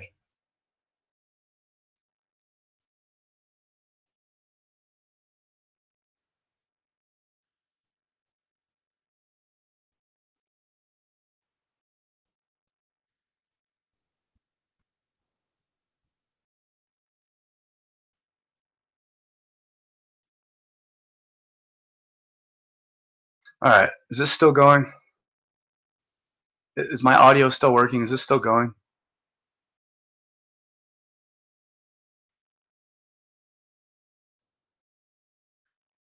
Jake the Snake Roberts here.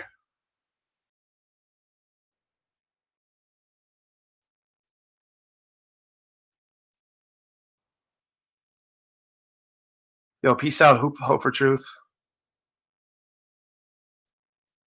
Chat soon.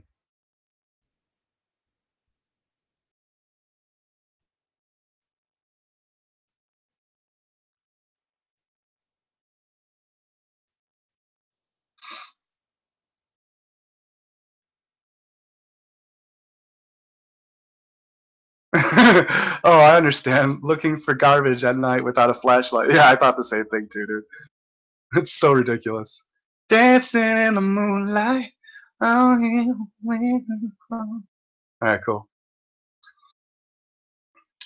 Wow, my voice is fucking shot. I barely got any sleep. Oh man. I hope my dad's all right.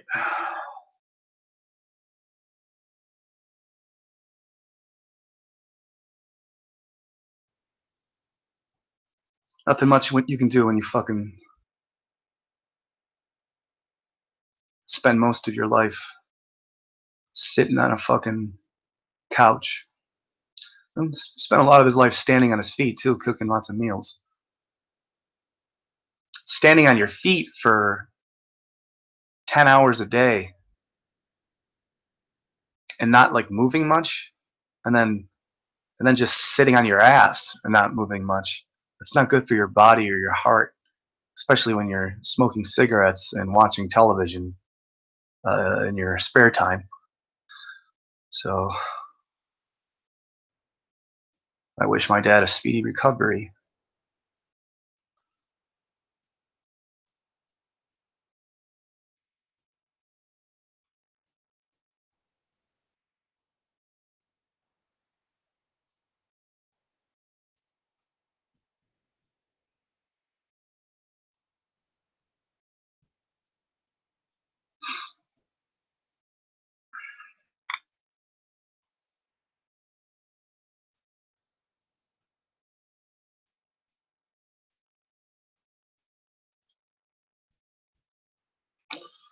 All right, I'm gonna keep this going for another like 10, 15 minutes. Thanks for being with me.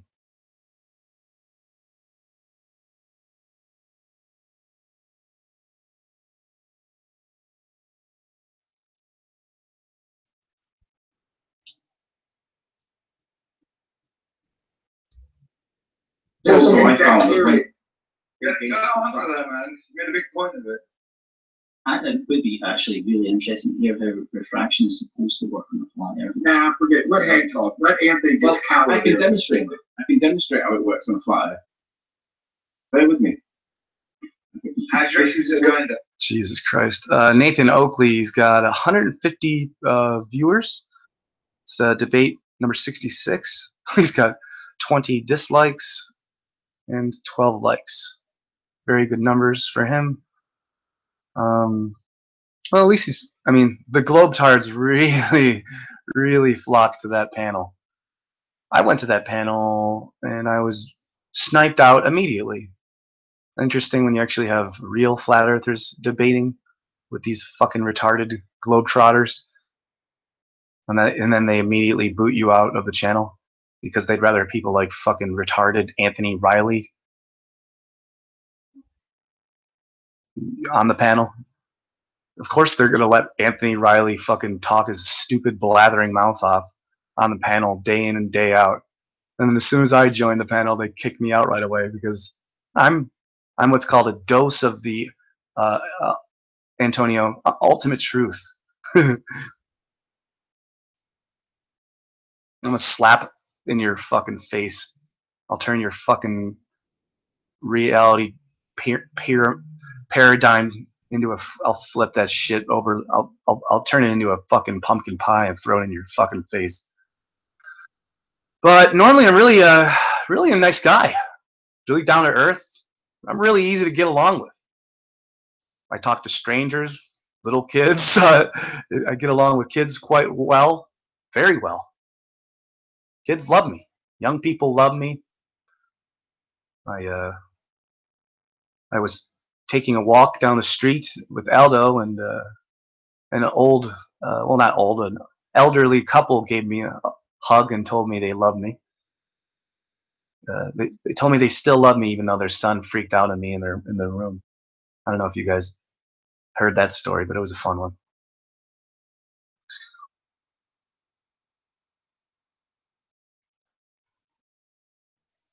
Oh my God, Brenda. Ugh. Brenda's blocked from my fucking channel. I blocked Brenda, banned Brenda from that abomination. Is one of the few people that I actually have blocked on my fucking YouTube.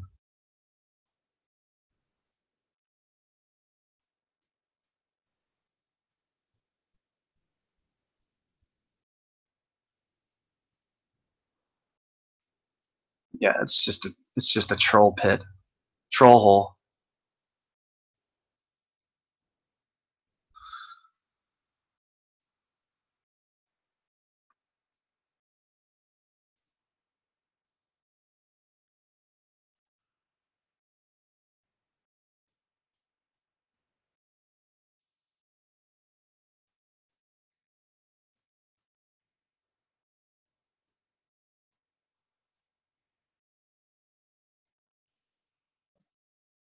schizophrenic, if this is what, when I was schizophrenic, if this is what we're talking about, when I was schizophrenic, if this is what we're talking about, my feeling about it was, and maybe this is, if not true, a delusion worth playing with, is I thought, what we call mental illness, what we call schizophrenia, and what we look into the body or the mind or the personal history or the dream state to try and understand and possibly cure, it's not like that at all.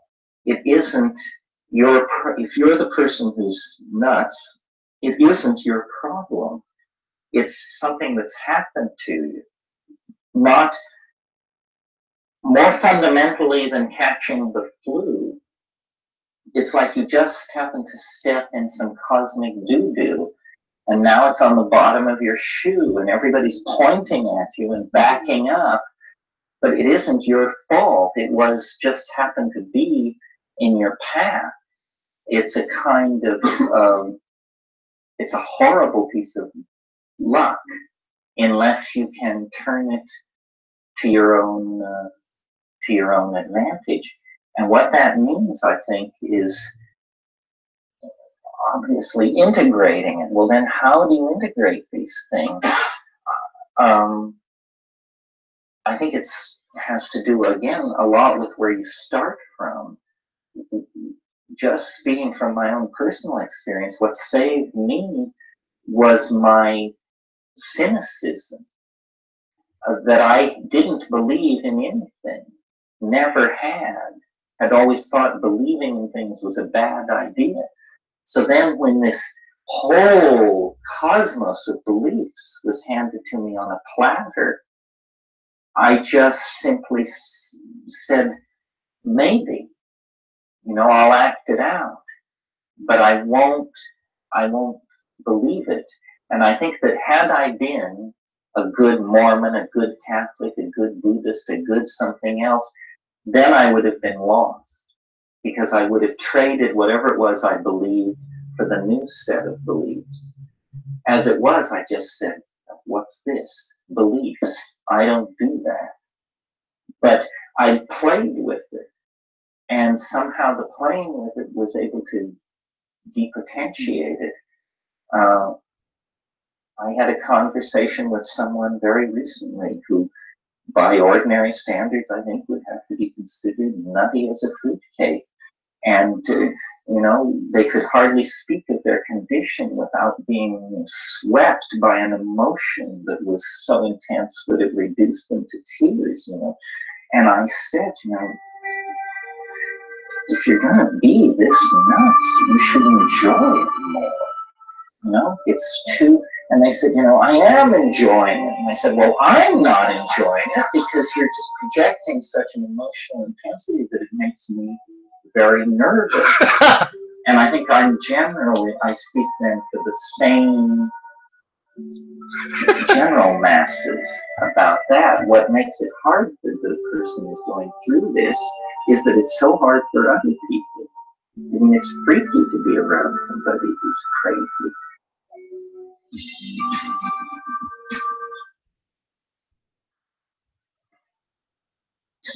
Who, by ordinary standards, I think would have to be considered nutty as a fruitcake. I had a conversation with someone very recently who, by ordinary standards, I think would have to be considered nutty as a fruitcake. And, they could hardly speak of their condition without being swept by an emotion that was so intense that it reduced them to tears, And I said, if you're going to be this nuts, you should enjoy it more. It's too... And they said, I am enjoying it. And I said, well, I'm not enjoying it because you're just projecting such an emotional intensity that it makes me very nervous. And I think I speak then for the same general masses about that. What makes it hard for the person who's going through this is that it's so hard for other people. I mean, it's freaky to be around somebody who's crazy.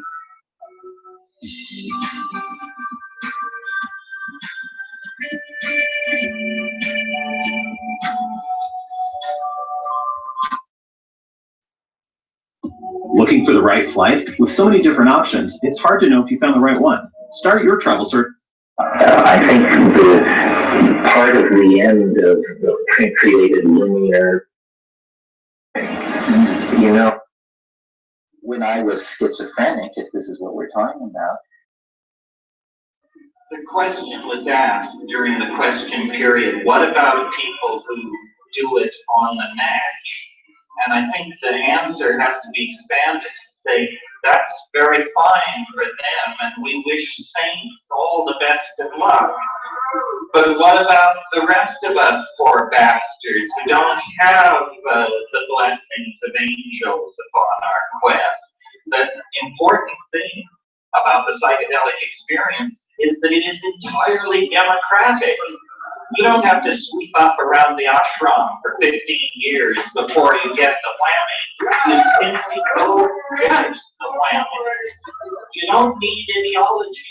You don't need method. Gurus should find honest work.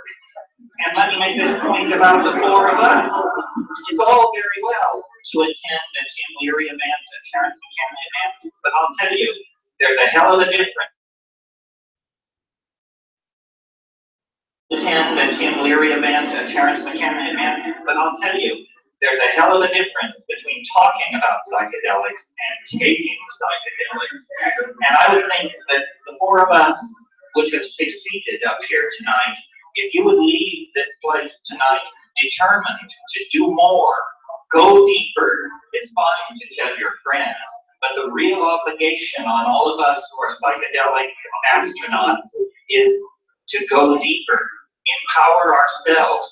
You know, the American novelist John Crowley said a wonderful thing about psychedelics. He said, the further in you go, the bigger it gets. And I think that we really need to understand that when you take a 5 dry gram dose of psilocybin, you are your own Magellan. During your trip, your eyes will fall upon things no human eye has ever seen before, and very well may never see again. The universe is that big, that rich, that beautiful. And when you discover that richness, that beauty, and the size of the universe we're living in, you take that inside yourself. You become a better person, a bigger person, a more caring person, and an extremely politically dangerous person. And that's my wish for all of us, that we become a threat to structure wherever we find it. You know, a big buzzword these days is chaos. They got chaos in the Soviet Union. They got chaos in a dripping faucet. They got chaos in the financial market. Well, if you're afraid of chaos, you can't be psychedelic. Chaos is the mother of form. It has been the fear of chaos that created this constipated, linear, anti-human society that we're trying to overthrow. So my call is to a kind of anarchy. Chaos is the mother of everything we love. There can't be enough of it. Surrender to the psychedelic experience, surrender to the historical experience, means embracing chaos. Hang on, we'll be fine once we get to the other side. Keep the faith, stay stoned.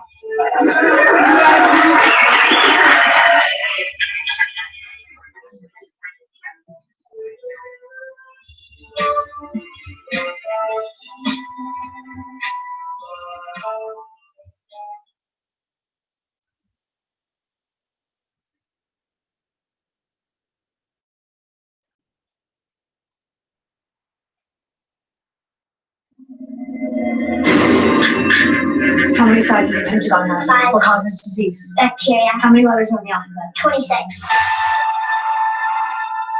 Take your time. Focus on the equation. You're going to be great. I love you.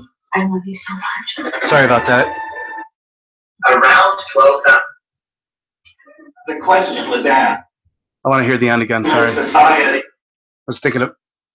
I got a phone call and it was my buddy. He'll be home. My roommate's gonna be home soon. I'm just gonna listen to like 1 or one more Terrence thing and probably shut this off. But I want to listen to the end of this. It's interesting that he's talking about chaos and shit because Discordianism, that's their goddess, Eris. Felix mentioned that earlier. It's funny. That we're trying to overthrow. So my call is to a kind of anarchy. Chaos is the mother of everything we love.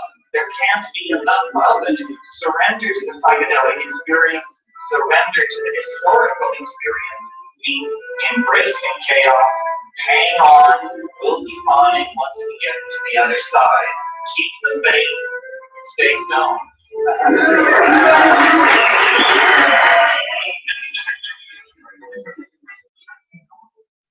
God, what a fucking legend.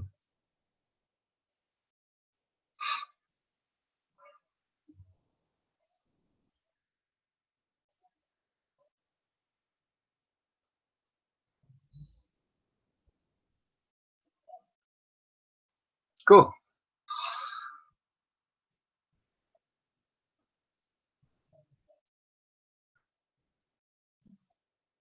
When I was schizophrenic, if this is what we're talking about,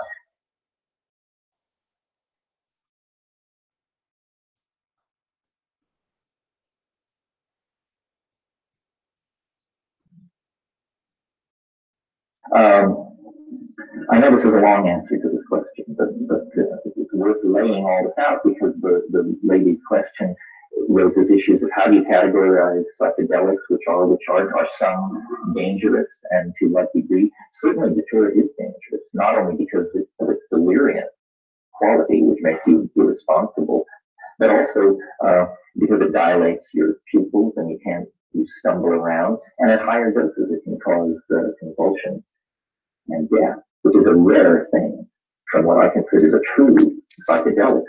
And those, if you want to take an exclusion here for a moment and learn a little pharmacology, if you're going to talk about pharmacology, there's one concept that we should get straight, and that's called LD50. It means lethal dose 50. What does this mean? Well, you have 20 rats, and you give them a certain amount of, let's say, mescaline. When half the rats die, that dose expressed as milligrams per kilogram of body weight is called the LD50. And when pharmacologists assess the danger in a drug, they ask the following question: what is the ratio of the LD50 to the effective dose? And if the LD50 of a drug is only 20 times the effective dose, that's considered an incredibly toxic, dangerous, and dubious drug. A good drug is a drug where the LD50 is 200 times more than the effective dose. In the case of LSD, the LD50 for man has never been determined. That's how safe LSD is. And we're talking about lethality here, not, and so people say, well, are there unsafe psychedelics? And yes, you just look up the LD50s, line them up, and see which has the better ratio. By that measurement, by that standard, LSD is the most desirable. But this is the LD50 of psilocybin is very impressive. You can take 100 times the effective dose of psilocybin and expect to live. Mescaline, not. Mescaline has a bad profile. As an amphetamine, if you took 20 times the effective dose of mescaline, you would probably die. Of course, an effective dose of mescaline is nearly a gram of pure material, 700 milligrams. If you took 20 times 700 milligrams, you would be taking almost a complete, nearly 2/3 of an ounce of mescaline. Why should you survive? Stupidity does have consequences. But really, people always ask the question, I cite it. Yeah. You just said earlier that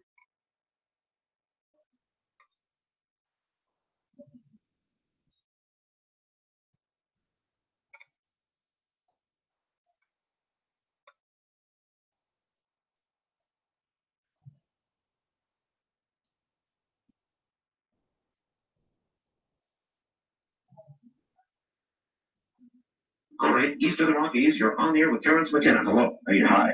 Terrence, from what I've heard, you're obviously a disciple of Satan. And I have to say that I want to know why no scientist has ever disproven the resurrection of Jesus Christ.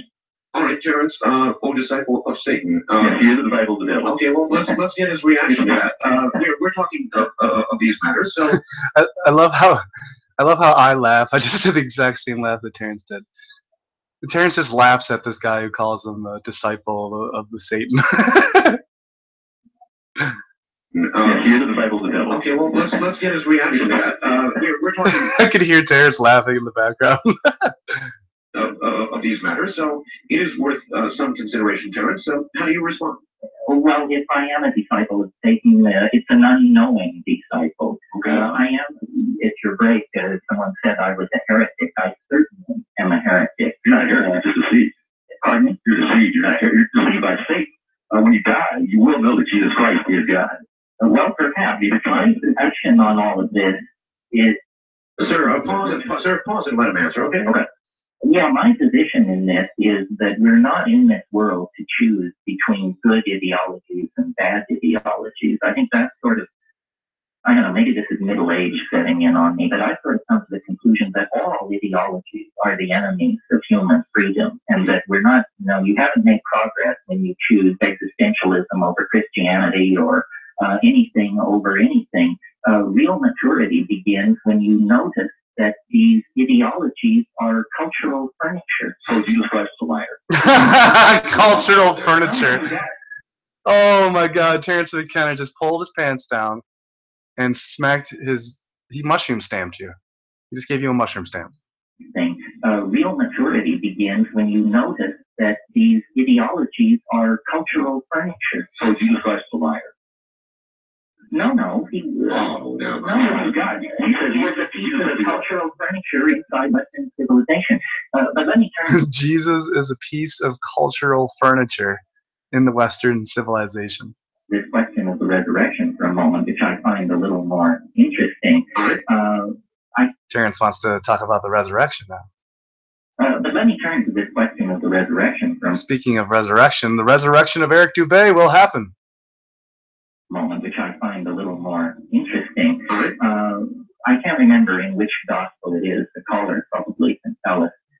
But when the Marys go to the tomb the morning after the resurrection and Christ is there, he says to them as they approach, he says, "Women, touch me not, for I am not yet fully of the nature of the Father."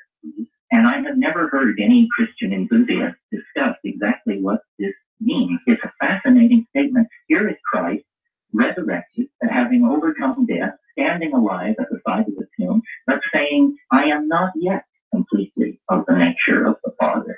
And what this suggests to me is some kind of crypto-biological process that we're dealing with here. I don't think science can prove or disprove the resurrection, because science never deals with unique events. If we had 1,000 resurrections, I suppose they could statistically examine it and make a judgment. But these unique historical events are more properly the study of historians. Let me ask you, in your own little way, as a historian, as you have looked back to develop your model, when you get to the time of Christ, what do you see? What do you see? It's a very good question. Yes. Fascinating question. At that point in the wave, there is a unique signature that doesn't occur at anywhere else in the wave. So, in a sense, it does indicate the life of Christ as being incredibly unique. But recall I said it never says what will happen, it just says where to look. And what makes the call on Christ a little difficult, what makes it a little difficult is that Christ shared the earth with Augustus Caesar. In fact, the story of Christ's birth mentions that Joseph and Mary were going because of a census of the world that Caesar had called. Well, Caesar Augustus was one of the greatest military and political geniuses of all time.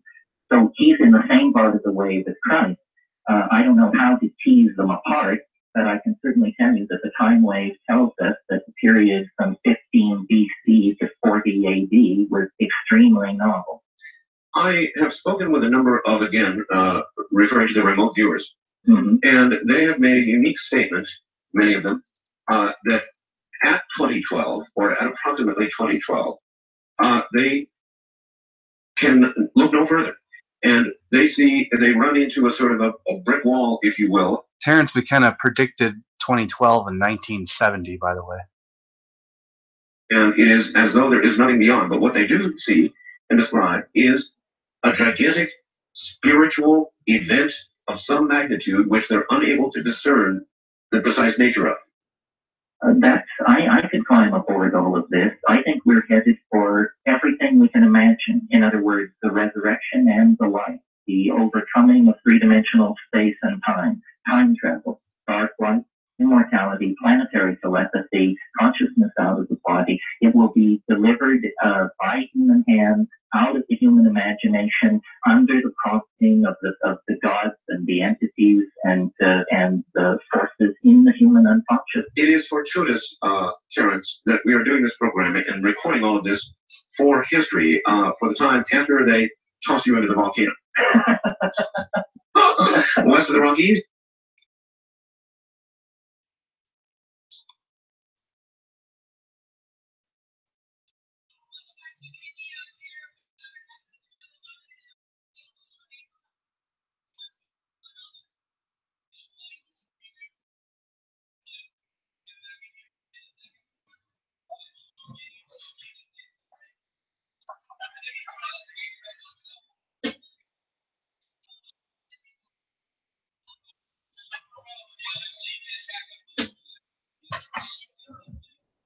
Alrighty then. Well, I'm gonna cut this off. Thanks for joining, everyone. I appreciate all of you. I really do. Have a good night. If I don't see you, good morning, good evening, and good night. The earth is flat. Remember that.